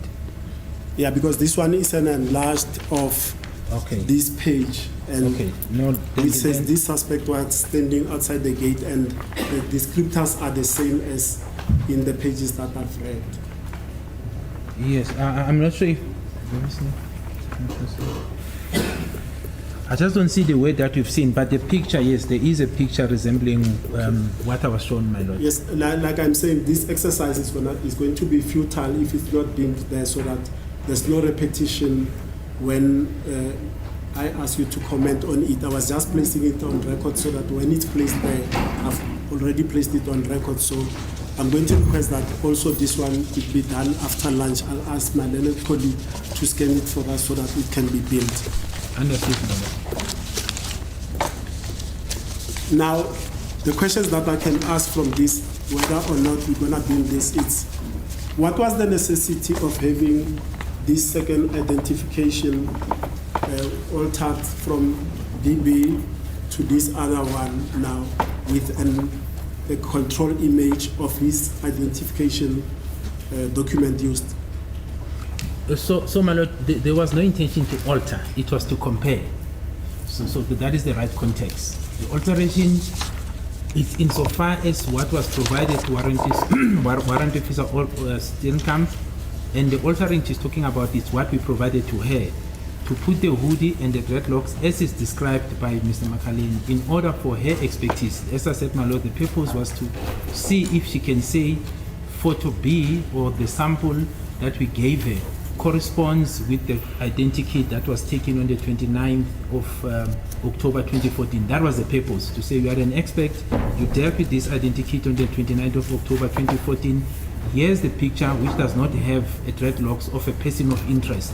Can you then alter this picture that we're sending and add the hoodie and the dreadlocks and see if you can match the two? That was the purpose of this exercise, but not to alter the original identity of 2014, because the comparison was being done in relation to that original identity, my lord. Inhloso ke yakhona konke lokho akuwukuthi ke unaso ke lesi sithombe noma ke le identity yange 29 ka October 2014. Manje ke kunalesi sithombe ke sibuya kuyona ke umazisi wakhe ke umsolo wesibili, ukuthi manje nangalendlela ke uMakeleni asho ngayo usufake ke ama dreadlocks lawo kanye ke nehoodie, ubhekeke ukuthi yini kwakuqhathanisa nje, ubhekeke kulokho, kodwa kungasibona ukuthi ushintshe leya identity yange 29 ka October 2014, kodwa uqhathanisa uma manje sekufakwe ama dreadlocks kanye nehoodie. So the purpose in essence, my lord, was to try and see if we can link conclusively accused to as per the photo that comes from his ID with the identity kit that was drawn on the 29th of October 2014. That was the purpose. Inhloso ke kwakuwukuthi ke manje sibheke ke ukuthi singahlanganisa ngokuphelele yini ke kuyona ke identikit leyana eya nge-29 ka October 2014 kanye nalesi sithombe ke esibuya kona ke umazisi wakhe umsolwa wesibili. Or exclude him if, for example, the expect says no, there's no such in terms of her expertise, my lord. Noma ke uma ungoti ethi ke cha kulokhu ke sengikwenzile ke lokho kodwa ke ngiyathola noma ngiyabona ke ukuthi cha akuhlangani bese ke eyakhishwa ke awukuthi nje ahlanganiswe kodwa uma kuwukuthi akukho okutholakalayo akhishwe. Where was accused number 2's identification document taken for it to be supplied to Ms. Tienekamba? It was taken by the arresting officers. As I said, when they arrested him on the said date, my lord, they did let me know. So it was electronically communicated as Warrant Officer Steenkamp was sitting in the western, not the western, the Eastern Cape, East London, sorry, in East London, my lord. Okwenzeka ke ukuthi noma umbuzo uthi ke watholakala kuphi ke umazisi wakhe umsolwa wesibili amaphoyisa ke ambopha bangitshela ke base ke futhi ke bedlulisela ke na ngoba ke bakhuluma ke nami bedlulisela ke na ke Warrant Officer Steenkamp owayeseke East London. And other than Makaleni, and whom we've established now that he's not the person that was in the house, is there any other person that made a statement to the effect that the second intruder wearing a hoodie also had dreadlocks, because the description of dreadlocks from the people in the house only related to the first intruder? That is correct. All the people in the house relates to the first intruder with the dreadlocks. That's okay. That's what it says. I agree with you. Yes, but my Ngiyavumelana ke nawe kuyiqiniso ukuthi ke bonke abantu ababesendlini bathi lo owangena qala uyena owayena dreadlocks. Yes, but my question is this. Other than Makaleni, that we know that he was not in the house, are there any other witnesses that describe the person that they saw running wearing a hoodie, having a dreadlocks hairstyle? My lord, I may speak under correction, but I seem to recall that the statement we dealt with before tea time, often Tabi saying, or the record, maybe saying something to that effect, but I'm not sure, my lord. All I can say with certainty is that the people who were in the house only describe the first intruder with dreadlocks, and they don't say the second one had dreadlocks and a hoodie. That's what I can say with certainty. Insofar as to whether there are other witnesses outside, one will have to be have an opportunity to go through all the witness statements and then give a certain answer, so that I don't seem to be saying something that contradicts the docket, my lord. Ngaphandle kwakhe uMakeleni ingaba bakhona yini abanye ke kulaba ke ababe ngaphandle ke abashoyo noma ke abachaza ngalendlela ke uMakeleni amchaze ngayo ke ukuthi ke lo muntu wayifake ihoodie wayinama dreadlocks laba ababesendlini bona ke mabechaza ke bachaza lo owangena qala ukuthi uyena nama dreadlocks, kodwa ke kulaba abangaphandle ke kuzofanele umuntu ke abheke ke manje kuzona zonke izitatimende ngingasho ke into engahambelani naloko okubhalwe kulona idokodo. Now, Ms. Zandile Khumalo and Lieutenant Colonel Mangena testified about a reenactment that occurred around 2016 regarding the events that transpired on the 26th of October of 2014. Are you aware of that reconstruction that was conducted? That was before you even were seized with this matter. The only construction, and I don't know if I assume I'm assuming, my lord, and I stand under correction. Yes. The only thing that I seem to recall, it's where General Mokotedi and I think with Brigadier Mudise were involved, where they used actors to try and reconstruct the scene. I'm not sure if That's the one I'm referring to. Yeah, I have a recollection of that, my lord. Ngiyakhumbula ke noma ke noma umbuzo ke ukuthi ke ngo2016 kula khona ke kwakuyobheka noma ke kuyohlela kuyokwenziwa ke kabusha noma ke ukureconstructor yona ke indawo yesigameko ngaba uyazini ke ngaloko mayelana nesigameko leso senzeka ngaso i26 October 2014 engikhumbulayo ukuthi kwaku General Mokotedi kanye naye ke uBrigadier Mudise ngiyazi ukuthi ke basebenzisa ke ama actors yebo yiloko ke bengikhuluma ngakho. And the gist of Ms. Kumalo's testimony, Zandile, is that they were called to 13511 Kutlano Street, Muzamo section for Sloras on that day, and using props, like we say, sort of an acting out and reenactment of that scene. Each person that was in the house in 2014 was called in to say, we've set up the scene, say this thing is Senzo, this one is the intruder, and explain how it transpired. But the gist of why I'm asking you this is, initially, I think at the beginning of the year, or even last year already, I had asked the state to provide us with a copy of the DVD of that reenactment, because I have a statement of a warrant officer Boysen who says he also attended that reenactment. He took videography of that reenactment, copied it into an SD card, and later made into DVD. And I haven't had the benefit of the positive response, whether or not that DVD is still available. My Lord, I'll assist. I suppose then the defense wants to have access to that DVD, so I'll assist. I'll try to go through the electronic data that we receive with the docket when I sign for it and identify it and make it available to the defense. So I'll just have to go through the electronic data, my Lord, that was given to us. Ngingalekelela ke lapho manje ba usho ukuthi kwakuna warrant officer Boysen othi naye ke uyena ke wayumthwebuluki ngalelo langa lelo kwase kuba ne DVD kuzofanele ukuthi ngiyobheka ke uma ngilekeleleke ukuthi ke nginikeze ngayo leyo DVD leyo. That will be greatly appreciated, Brigadier. No, I'll do my best, my Lord. Now, yesterday, because we were going up and down, I left, and when we were talking about the incident of the 18th of, we had spoken about the incident of the 17th of June 2020 at the boardroom in Pretoria North, where accused number 2 instructs me that you were present and you say you were not present. That will be something that will be argued, and what transpired in the boardroom. Then on the 18th, you go to Carltonville at Sibanye Gold, where accused number 2 was employed, and you said primarily to check on his alibi that he was at work at the time the incident took place. Is that correct? That is correct, my Lord, absolutely. But also just to go back on the date of the 17th, my Lord, I seem to recall that it was said, I asked accused 2 to take off his clothing, I'm not so sure whether the Yes. top part, to check for tattoos. Yes. My Lord, there will be no reason to do that because there is no statement in the docket, and that's why I said I was not there. But even if I parked it, in the docket itself, there is no statement by either the people who were in the house or outside who give a description of tattoos.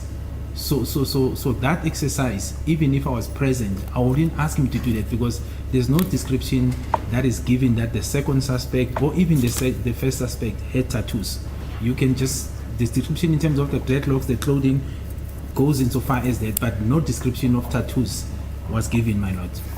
Bese kuthi ke ngazo i-18 zika June 2020 wase biwa khona ke eCarltonville eSibanye ukuyoqiniseka sake la ayesebenza khona ke noma la athi waye khona ke umsola. Kodwa ke ngicela nje ukuthi ngibuyele ke kuzona ke i17 ngoba ke khulunyiwe ke kwashiwo ukuthi ke ngazo i17 ngathi kumsolwa akakhumuleke eEthiopia ke kunubheka amathathu ngishilo ukuthi ngangile ngekho lapho kodwa ke noma ke ngingama ke nje lapho kuthiwe ngangikhona ke ukuthi yena ke ngimkhumulise ngithi ke ngibheka amathathu ngangeke ngikwenze sasingekho isidingo noma izathu sokwenza lokho ngoba asikho nesodwa istatement sabofakazi esakhuluma ngamathathu kwakhulunywa nje ngama dreadlocks naloko okwakugqokiwe akukho okwakhulunywa ngamathathu. My Lord, I beg leave to approach accused number 2. His hand is raised. Yeah.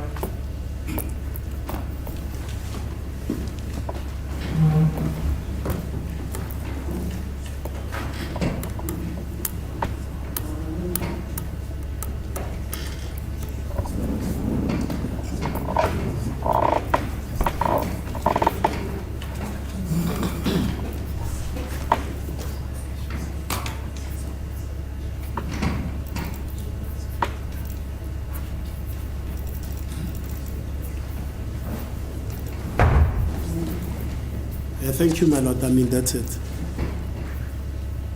Now, accused number 2, you stated that you then confronted accused number 2 with a copy of the identity kit exhibit BB, and you informed him that the person on the left with a hoodie bore a resemblance to him, right? Yes, according to my observation. So I was basing that on my observation, my lord. Yebo ke uma ngiya kuyena ke umsolo wesibili ngithi ke lo muntu engimbona lana ke okulesi sithombe esidwetshiwe noma le identity ufana nawe ke lokho kwaku yiloko engangikubona mina.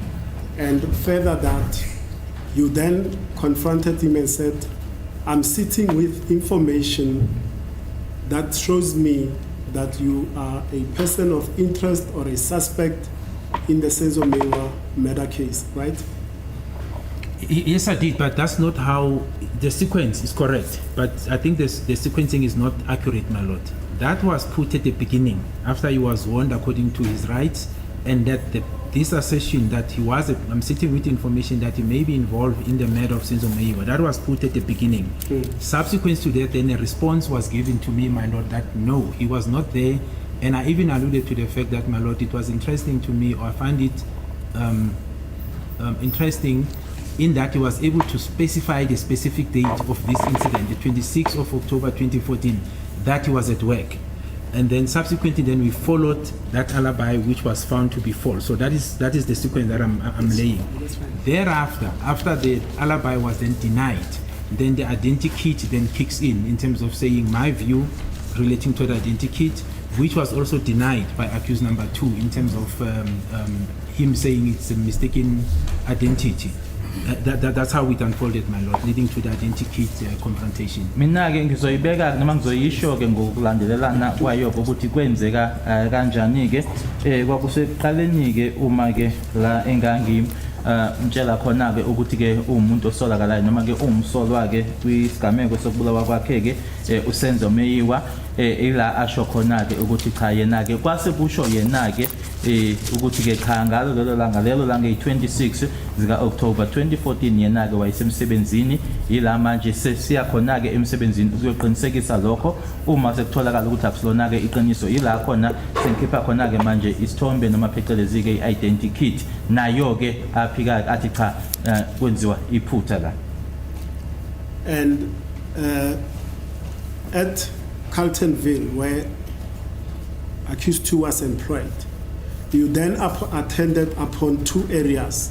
One at Human Resources to find the cloaking records and other related documents regarding the status of whether or not accused number 2 was working first and whether he was at work on the 26th of October 2014, correct? I don't recall, my lord, that it was 2 places. It was one facility, yes. And Mr. Mulder was having access to the history in terms of the activities regarding accused 2 on the specific date we're inquiring about, and the activities of the cloaking record. One will see that, my lord, that on the 22nd, when we finalize his affidavit contains the clocking record of his movement around this period, my lord. So it was Mr. Mulder who actually was able to gain us access to those activities. Umuntu ke owakwazike ukuthi ke atholeleke noma ke asitholeleke isikhathi ke soko noma ke ukuthi ke wayesemsebenzini ngalelo langa ke umsola wesibili nokuthi ke ukuhamba noma ke ukuplopa kwenzeka kanjani ungena kanye nokuphuma emsebenzini kwakuyena ke uMr. Mulder. Yes, when I say you went to two separate departments at Sibanye Gold, didn't you also attend to the hospital section also to obtain medical records for whatever purposes your investigation directed you to?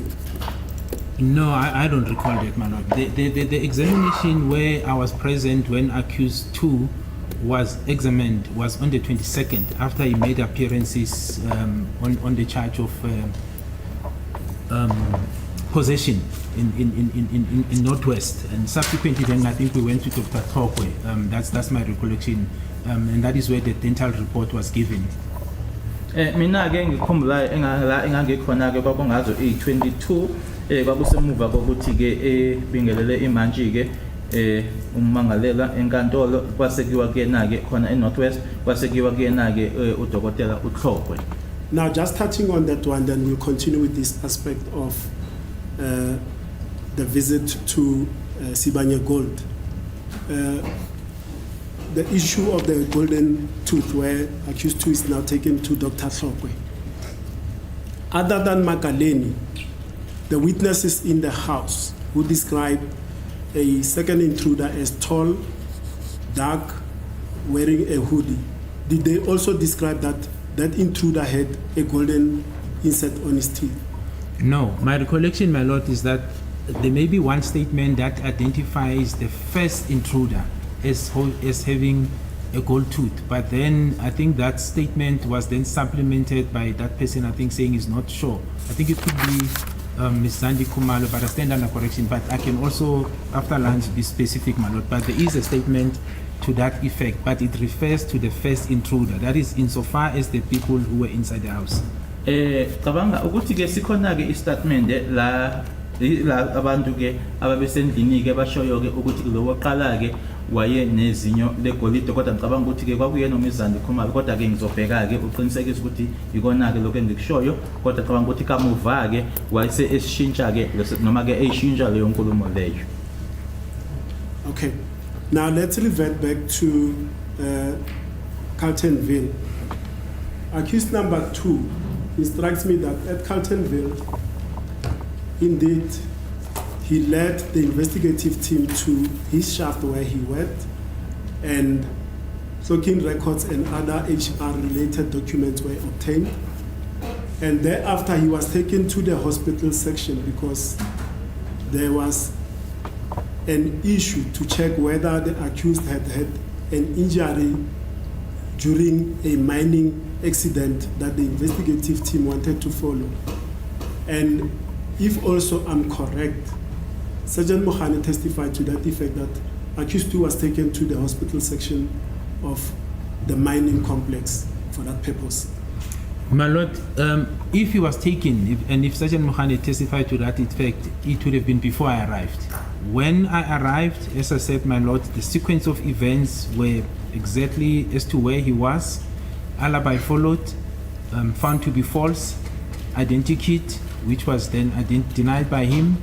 I warned him according to his rights. Then as I was leaving, I was then called back by one of the members, and that led now to the confession, my lord. And after we'd agreed that he is prepared to make a statement to an independent police officer, I departed with Sergeant Mohula. So there was no other activities where I went to attend to with accused number 2. The only encounter that I had with him, insofar as the medical section is concerned, it's with the doctor, this Dr. Tokwe, on the 22nd. That was the following Monday of June 2020, my lord. Uma kuwukuthi ke uthi ke uno Sergeant Mohane wethule ubufakazi ke mara nalokho ukuthi ke bamhambisa ke aya esibhedlele noma ke emtholampilo kwakhona lapho emayini akuthi ke lokho kwenzeka mhlambe ngingekafiki ke mina ke ngalendlela engichaze ngayo ukuthi ke kwenzekani ukuthi ke kuyobhekwa ke ukuthi wayesemsebenzini kwatholakala ukuthi wangasilona iqiniso lelo ngase ngikhipha ke isithombe noma ke phecelezi ke identity naye IP ke uma sengihamba ke ila ngibizwa khona elinye lamalunga ukuthi kutholakala ukuthi ke khona ke akusho lokho akusho ke kwaholela ekuthini ke manje sekufanele ayokwenza ke istatement sabe sesiyahamba ke mina naye ke umuhula akukho okunye ke engakwenza ke kanye naye ngalelo langa. Okay. Now, with respect to now that aspect of you arranging that a statement be obtained from accused number 2 because he had made certain utterances. Accused number 2 will testify, and he has already said in the trial, within the trial, that at Sibanye Gold, you did not confront him with Exhibit BB, the identity kit, but rather you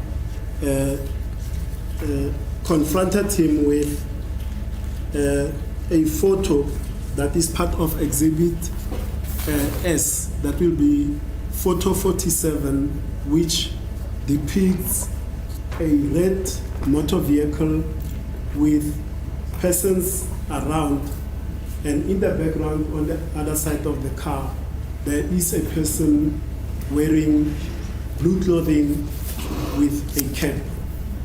No, that's absolutely not correct, my lord. My lord, and I think I dealt with this part yesterday when I was dealing with the issue of the see-through bag. The downloads, insofar, because what is referring to is contained in the downloads of accused number 3 cell phone. That picture with the red car, it's a sedan, and there are people appearing there. That picture, my lord, was found in the downloads of accused number 3. Now, I indicated that on the 16th, we were not in sight of accused 3, 4, and 5.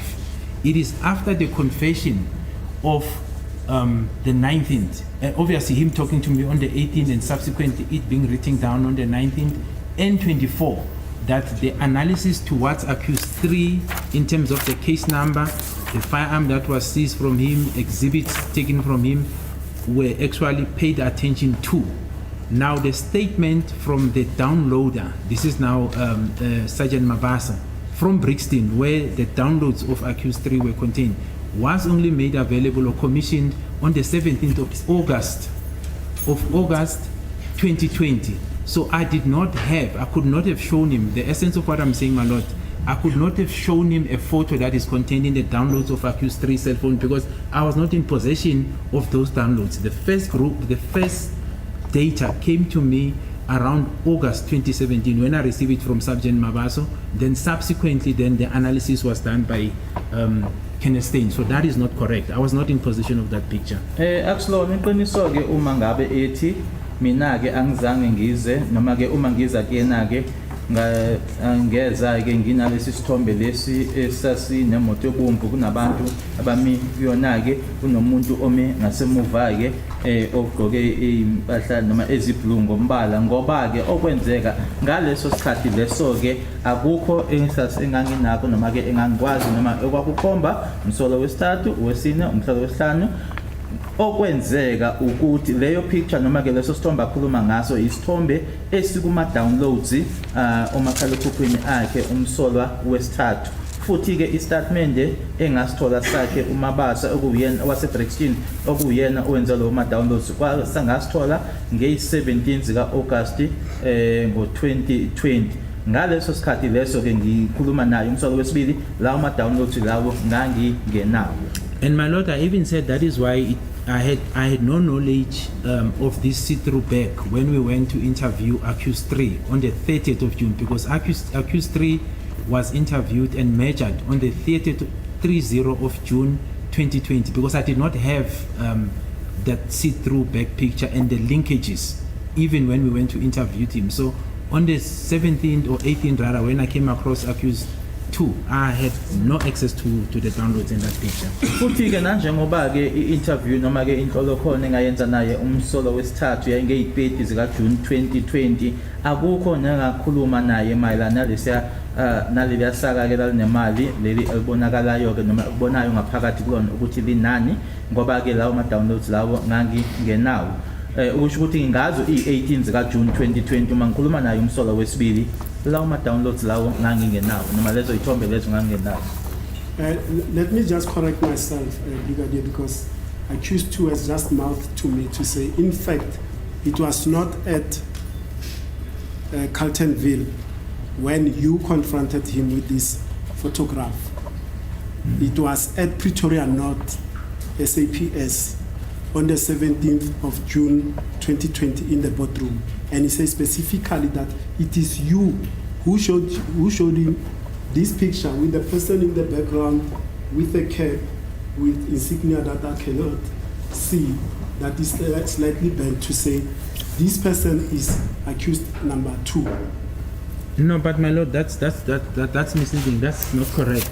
The same explanation I gave applies to the 17th of June. As I said, the only time the name of accused 3 came into our picture was on the 18th, not even on the 17th, because I didn't see the accused on the 16th, accused 2. I didn't see him on the 16th, I didn't see him on the 17th. The only time I came across accused 2 for the first time was the 18th. So there is no way I would have shown him this picture on the 17th, because it was not even in possession of this team. We're not even aware, because accused 3 was not on site as part of the persons of interest. So it's not true, my lord. Akusilona iqiniso noma ke uye walungisa ke ummeli uthi cha uye wamlungisa ke umsentanzi ukuthi cha lesi sithombe lesi ke kwakungeyi-17 zika June 2020 ePretoria North kule boardroom la ubrigadier akutshengisa khona ke uthi ke ubrigadier nalapho ke lokhu akuchazile ke ngaphambili kuseyikona ke ukuthi ke ngeyi-16 akakubonanga, ngeyi-17 akakubonanga, kwakungeyi-18 zika June 2020 uma ekhuluma nawe ke la okokuqala khona ke manje esezwa ke ngaye umsolwa wesithathu noma ke ukhuluma ngaye umsolwa wesithathu kusho ukuthi ke ngazo i-17 zika June 2020 bangeke kwenzeke ukuthi wayengakhombisa lesi sithombe ngoba kwakungekho nje awayenakho noma awayekwazi ngaye umsolwa wesithathu. Now on this particular picture, photo 47 of Exhibit S, during Constable Zungu's evidence, he was also led by my learned colleague, Advocate Baloi, regarding this picture. And his testimony was on the 7th of September 2023, and it will be at page 10. And it will be the specific section that I want to go to is line 19 of page 10 going on to page 11 up to the top of page 12. Yes, my lord. My lord, just to add on, to qualify what I was referring to with regard to the events of August. Now, in the statement which was discovered to the defense, A194 is the statement of Sergeant Mabasa, the downloader. Yes. Paragraph 5, my lord. In fact, even on this date, he was still doing the downloads. Paragraph 5 of A194 reads as follows, my lord. On 2020-08-17, at about 11:17, I received a CD from the phone downloads office with a computer folder marked Cleveland CAS 962-2015. This is the case, my lord, when we're doing the analysis on accused 3, we picked him up on. I testify about this. Containing a phone download information. The computer folder contained 3 X-ray files that contain the information of 1 phone, 1 SIM card, and 1 memory card. The information in the XRY format cannot be tampered, edited, or manipulated. Paragraph 6. The information contained in XRY file was as follows: Samsung GT E2220, cell phone number 072-766-8169. This number, my lord, is the one that I said we're able to link it to accused 3 to show that this was his downloads. Then there's email number 359796050297902. IMSI 655012249151373, and a memory card that belongs to Mtobisi Gadla Mngube, suspect linked to Phosphorus 636-10-2014 as directed by Colonel Geninda. That is the essence of what I'm saying, my lord, that these activities regarding this only took place later in August. So there is no way, and this picture that was displayed here, my lord, is contained here. So in June, I did not have access to this information. It was only made to me available later. So I could not have shown him this picture, my lord. Kuloko aqeda ukufunda ke ubrigadier uchaza ke ukuthi lesi sithombe ke besitshengisiwe ke lana ngokwaloku okubhaliwe ke lana istatement sakhe uSergeant Mabasa u-A194 esiyasho ke ukuthi nge-17 zika-August ngo-2020 isikhathi kwaku-11:17 ngathola i-CD kuma-phone downloader kwi-ofisi ke ama-phone downloader yayine-computer folder eyayimakwe u-Cleveland Case 9602 2015 nemininingwane yokudownloadwa kwefone kanye futhi ke i-computer folder leyo yayine XRY files amathathu ayinale mininingwane, ifone eyodwa, isim card eyodwa kanye ne-memory card eyodwa. Futhi ke leyo information noma ulwazi olulapho ke kuleyo XRY alikwazi ke ukuthi ke lungashintshwa noma kube khona okwenziwayo kulona. Point 6 uthi ke information elapho kuleyo XRY file ile landelayo kwakuyi Samsung GT E2220 072 inumber 7668169 wasechaza ke ukuthi ke leyo number leyo ke lesathola ke kuphenyo ukuthi kwakuyinumber yakhe umsolo wesithathu we-IMEI 3597960502979902 kanye ne-IMSI number kanye futhi ke ne-memory card ekuyeka Mthobisi Gadla Mncube umsolwa ehlanganiswa necala uphosphorus case 636-10-2014. Uthi ke lokho ke ngithola ke kuyena ubrigadier Geninda bese chaza kubrigadier ukuthi iloko ke engikushoyo ukuthi ke ngalesikhathi kakhuluma ngaso umsolwa wesibili ngoJune noma i-17 zikaJune ke lokhu ngangekabi nako kuse kwatholakala kamuva. And this statement, my lord, just to end the last part, was then was made by Sergeant Mabaso and commissioned on 2020 August the 17th at 14:23, my lord. Same date. Yes, 17th August. When he says he actually downloaded it. Yes, same day, my lord. But it's August 2017. Same day, my lord. Yes. Kodwa ke wasis commissioner ngalelo langa ke ngazo i-17th August 2020. My lord, it's just gone 1 o'clock. Is it an opportune time to take the lunch agenda? Okay. We attend until 2 then.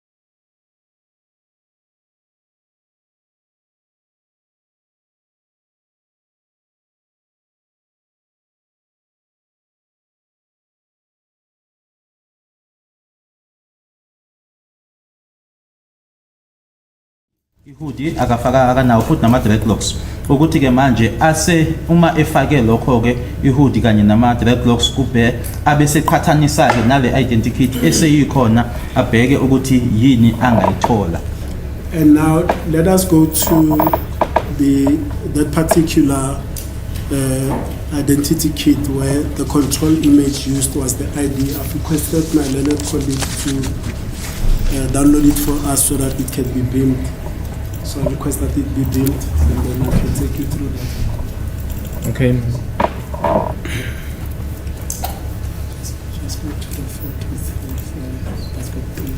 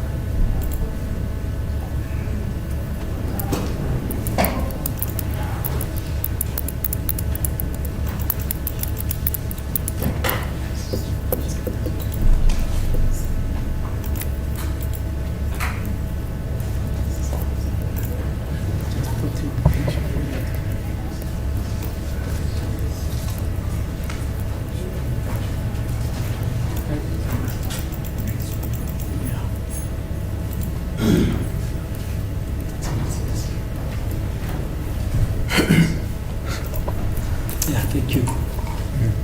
Now, this is the ultimate Photoshop Adobe that was used by Warrant Officer Stephen Campaigner. As I was reading and taking you through before it was beamed, on the left, will you agree with me that it's the same picture that forms part of Exhibit BB depicting the sketch of the person on the left in Exhibit BB?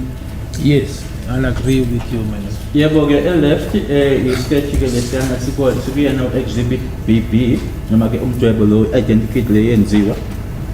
And in the middle, it's the extract from the actual ID document of accused number 2. Correct, my lord. Bese kuthi maphakathi nendawo ke isona ke isithombe lesiya samazisi wakhe umsolo wesibili. And then finally on the right will be, I believe, Warrant Officer Steenkamp will come and testify about that. That is now the Photoshop of the middle picture superimposing the ID with the hoodie and the dreadlocks hairstyle, although the dreadlocks are not quite visibly clear on the picture on the right. Yes, that's the report she gave me. I agree, my lord. Bese kuthi ke kwesandla sokudla ke ilesithombe ke sayo ke ID bese kufakelwe nayo ke ihoodie kodwa ke ama dreadlocks wona awabonakala. Yebo ubona umbiko anginikeza wona loyo.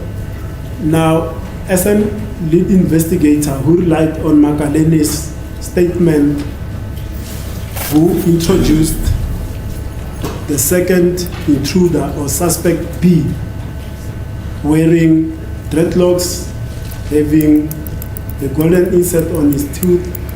Remember, I asked you a question when you were looking at Exhibit BB, and in particular the picture on the left here and the sketch on the left in Exhibit BB.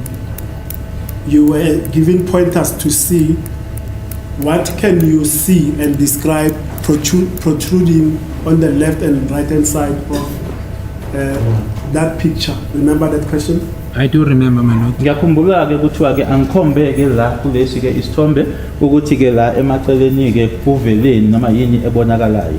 Now, with the benefit of your request to Mrs. Steenkamp and the statement that you relied on of Makaleni regarding the photo on the left, although it's not that clear as in BB, can you then describe what you observe on the left and right hand side of the features in the first photograph. Maybe we can go to BB because it's much clearer than this. What I observe Yes, this here. on the side, On the sides, yes. I can't see clearly, my lord. I mean, Yes, I can look. as I say, Yeah, perhaps if you go to BB and Mr. Wasiwanda, please assist me with what you can see. Yeah, I can't see clearly. Yeah. But what is prudent to mention here, my lord, this part, this exercise was not for me to make finding. It Yeah, was sure. to get the expertise of the expert to say what is her finding. That was the essence of this exercise. Kulokhu kwakungasimina ke ukuthi ke ngitholani ke kodwa kulona owungoti noma ke onolwazi ke lana ukuthi ke yini yena ayitholayo. Yes, here your observation, the photo on the left, and to my question, what do you observe? I do, well, I see the similarities with the previous photo, my lord, and I suppose what appears to be the darkish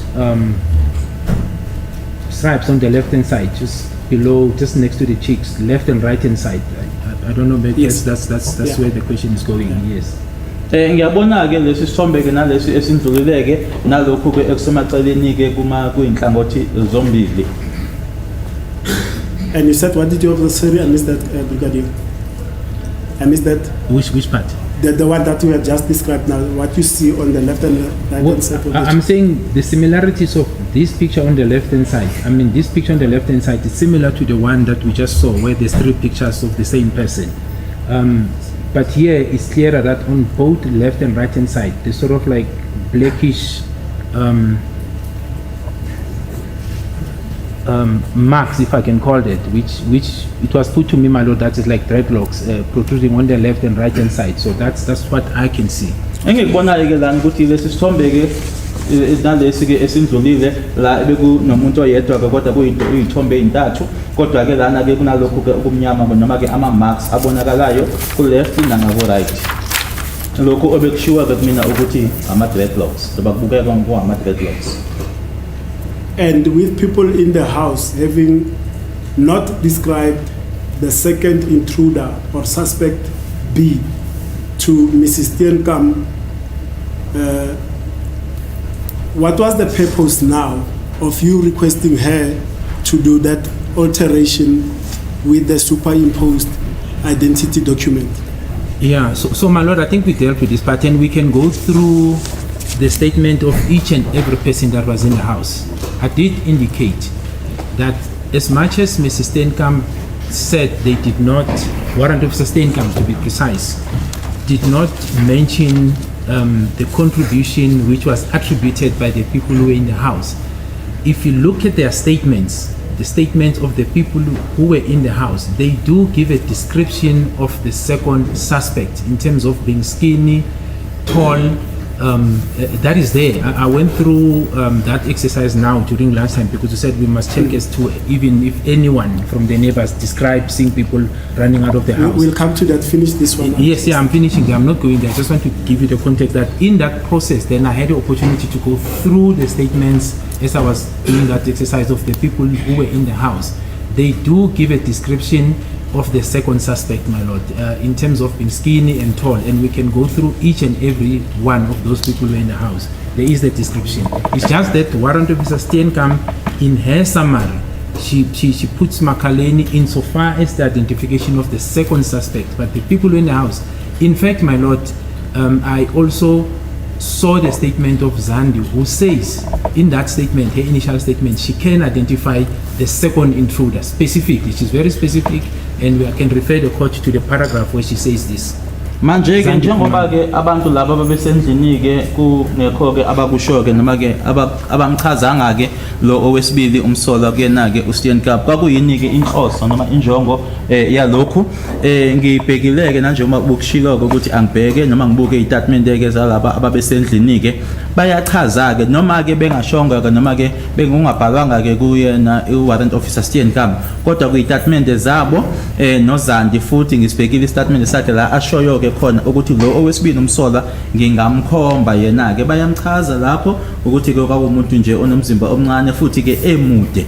So to be more precise, my lord, A13 of the disclosure, the discovery that we made, is a statement of Zandi Kumalo. And paragraph 11, it's where she says, she describes the second intruder and she says she can be able to identify this person if she sees her again. It's paragraph 11, and the statement is 813 in the docket. Kwi-statement ke eyikhona ke bona bameli kusona kulona idokota u-813 uparagraph 11 ila ashoyo ke khona ke uZandi ukuthi ke angamkhomba. And that statement of Ms. Kumalo that you referred to, 813, was made on the 27th of October 2014, correct? I am not sure about the date, my lord. One will have to. Let me just get to it now, my lord. Because the docket is Angisekanga ke ngedate ukuthi senziwa nge-27 October 2014.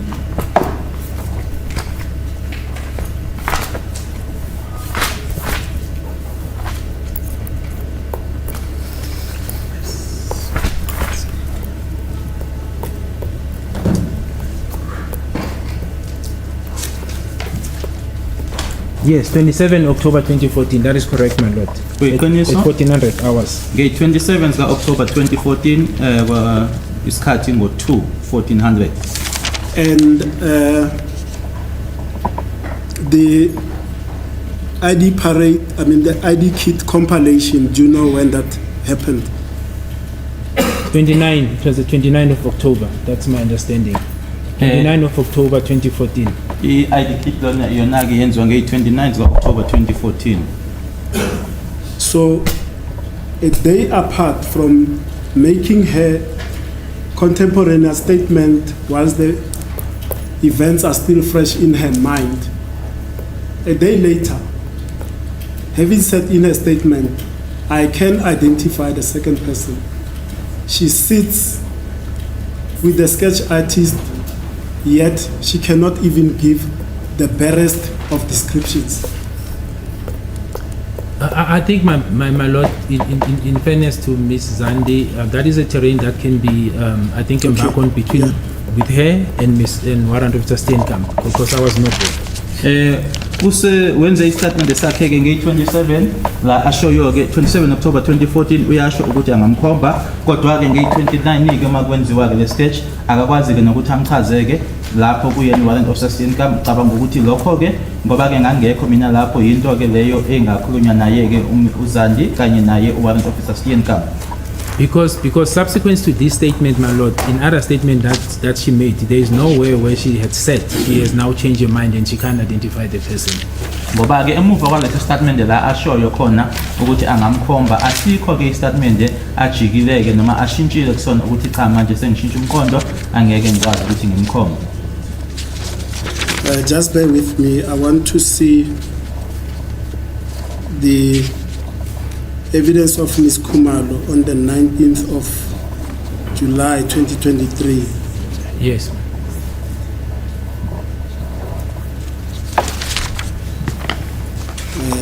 What she testified about, and it's encapsulated at page 34. It's not a long thing that I'm going to read. Ms. Kumalo says, and it's at line 23, page 34. On the second one, I then mentioned that he was tall, he had a beard, and I added his complexion. And Master Waloi asked, what was the complexion? She says, he was not light in complexion, he was not dark. That is the evidence in this court. Even this evidence, but like we say, it's the terrain that I'll argue. It's a generic and a vague description by her. There are no facial identifying features, except to state that he's got a beard, he's tall, he was wearing a hoodie, and he was dark, not dark.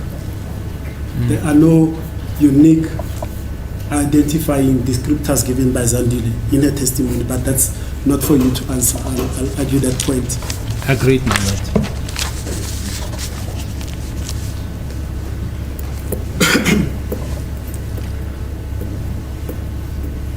Now, the witnesses that were in the house, now we are at the scene.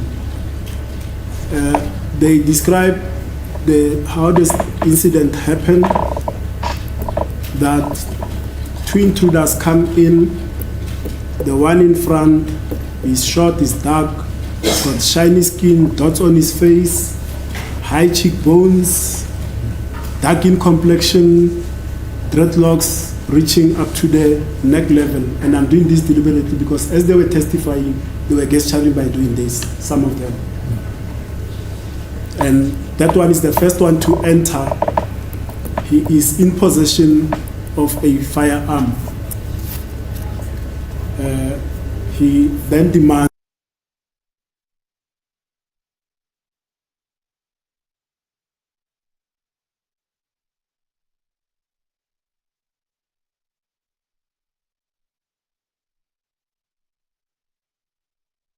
a second suspect who's much taller than the first one that entered, and they give that generic description that I've just given you. Correct, my lord. He was tall, wearing a hoodie, he was dark. That's correct, my lord. But what I really want to lead to, that evidence is on record. What is pivotal is that they state that Longwetwala at some stage, after the demand for cell phones and money is made, stands up, confronts the one with the firearm, that is the short one in dreadlocks, pushes him away, and then runs out of the house. That is correct. I do have a recollection of that, my lord. Ngiyakhumbula ke lokho ukuthi ke basho ke noma ke kwashiwo ke ukuthi ke sebengenile ke laba babili ke bebachazile ke uLongo wasesukuma eyakulona ke umfishane ophethe isibhamu wamphushela ke eceleni wabe seyaphuma. Now I don't want, like I said, to belabor that evidence. It's of record. What I want to know is that, is there a statement or evidence that you are aware of to the effect that when Longwe ran outside, he saw the other perpetrators, that would be the lookouts at the window outside at the yard? Is there a statement to that effect? No, there isn't. Engifisa ke ukuthi ngikwazi kwena ngaba sikhona yini statement esishoyo ukuthi esephumileke uLongo ngaphandle wahlangana ke nabanye laba ababemi phandle ke endlini bona bebhekileke cha asikho. Now let's go to the point that you said you're going to we're going to verify. Are there statements of witnesses that says we saw people after the first shot or second shot or third shot, whatever shot, run out of Makumalo's household into the street and going whatever direction that they were going? Is there such a statement? So, yes, my lord. So the first one that, well, the docket is voluminous. I think the court can see. So I've not exhausted all the searching, but the first one that I could come across that says that exactly is the one of Makaleni. That is A11. Yes. And in paragraph 3, he says specifically that he saw 3 black male running away from Kumalo's house. Specifically, he specifies that, and it's A11 in the docket, and that is in paragraph 3. Ngisitholile ke istatement ke ilesi ke sakhe uMakeleni esishoyo ukuthi wabona ke abalisa bathathu bephuma ke kwamakhumalo bebaleka. And he says one was armed with a firearm. That's how far he takes it, my lord. Kuthi ke oyedwa kubona ke wayenesibhamu. Okay. And then that one was armed with a firearm. In compilation of this identity kit with Warrant Officer Steenkamp, she says that firearm, he says, or he places that firearm in the hands of the person that is depicted on the left of the picture, according to the descriptor given in the identity kit, correct? I think let's go there, so that I don't say. Is it A46? It's I think it's A46. Yes, A46. Yeah. A46. I've got it, my lord. I just want to read and make sure that we're on the same page.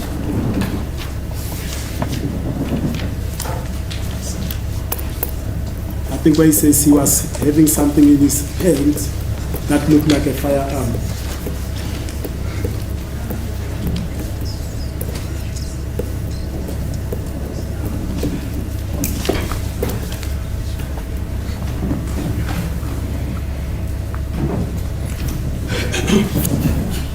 Yes, that is correct, my lord. It does say witness saw something in his hand that could have been a firearm. That's correct, my lord. Kuyebo kuyiqiniso ke kubhaliwe ke la ufakazi wabona ke into esandleni sakhe okwakungaba yisibhamu. Okay. Now you also testified that from, I think it's the reading of it, and you will correct me because that's a bit fuzzy now in my mind.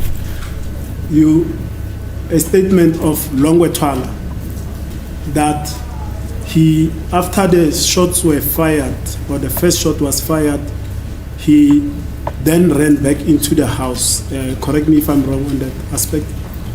No, I don't think we went that far insofar Yes. as Longwetwala is concerned. Okay. We when we dealt with Longwe, it was insofar as his description Oh, of the revolver. No. That's how far we went. Uma besikhuluma ke ngolongwe ke sikhulume la achaza khona noma asho khona isibhamu noma ke akhuluma nge-revolver. No, I recall now. You said you were referring to either HH and JJ when you were speaking about collaboration. Or, I don't know whether that word is collaboration or corroboration, but you said, according to one of those statements, HH and JJ, the accused number 2 says when he was running out after the first shot, another of the co-perpetrators then ran into the house. Correct. Yes. Ngikushilo ukuthi nkathi ke umsolo wesibili ephuma ke yena emva kokuthi isibhamu siqhumile kokuqala omunye ke yena ke wangena ngaphakathi endlini. Now, the evidence of Zandile Khumalo on that aspect, and that will be found at page 56 of the transcript of the 18th of July 2023, is to this effect. I'm not going to read that. I'm just going to paraphrase. Is that after the phone from her mother, now that is the S4 phone belonging to Kelly Khumalo, was taken by the intruder with a firearm, that will be the one with dreadlocks. She was in the bathroom and she was fearful that perhaps this intruder will come for me. So she peeped through the bathroom door and she saw that after he took the phone, he immediately left. And within seconds, she left the bathroom, the confines of the safety of the bathroom, went to where she saw Senzo running from the kitchen towards the corner of the dining room with Kelly and the mother at the corner, and nobody else came in thereafter. My lord, so I think the difficulty I will have with with that evidence. I was not in court, so it will be really difficult because I don't know how the question was asked and answered. All I can say, my lord, is that there is evidence in the confessions, or rather it is alleged in the confession of accused 2, that when I think the first shot and the second shot that hit the deceased, he ran out.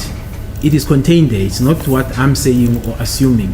And then he said as he was running out, the one of his co-accused, and he mentions it, my lord, it's also the accused 4, went in, and then he ran into the car where he joined accused 5, and later he was joined by the other accused. That's what he says, my lord. So that assertion is coming from that angle, my lord.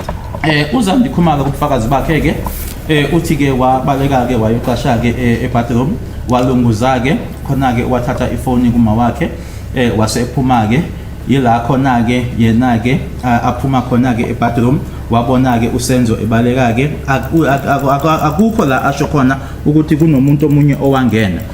Mina ke ngangekho enkantolo, angazi ukuthi umbuzo wabuzwa kanjani kuyena wasephendula kanjani, kodwa ke statement sakhe umsolo wesibili la agonyuluka khona ke uyena oshoyo ukuthi emuva ukuthi isibhamu siqhume okoqala noma kwesibili ke la esashaya khona umufi yila aphuma khona yena ke omunye walapha ayahamba nabo ke wangena ngaphakathi umsolo wesine uyamusho yena kuyamchaza wabe yena ke eseyongena emotweni la ahlangana khona ke nomsolo wesihlanu base nabanye bayeza.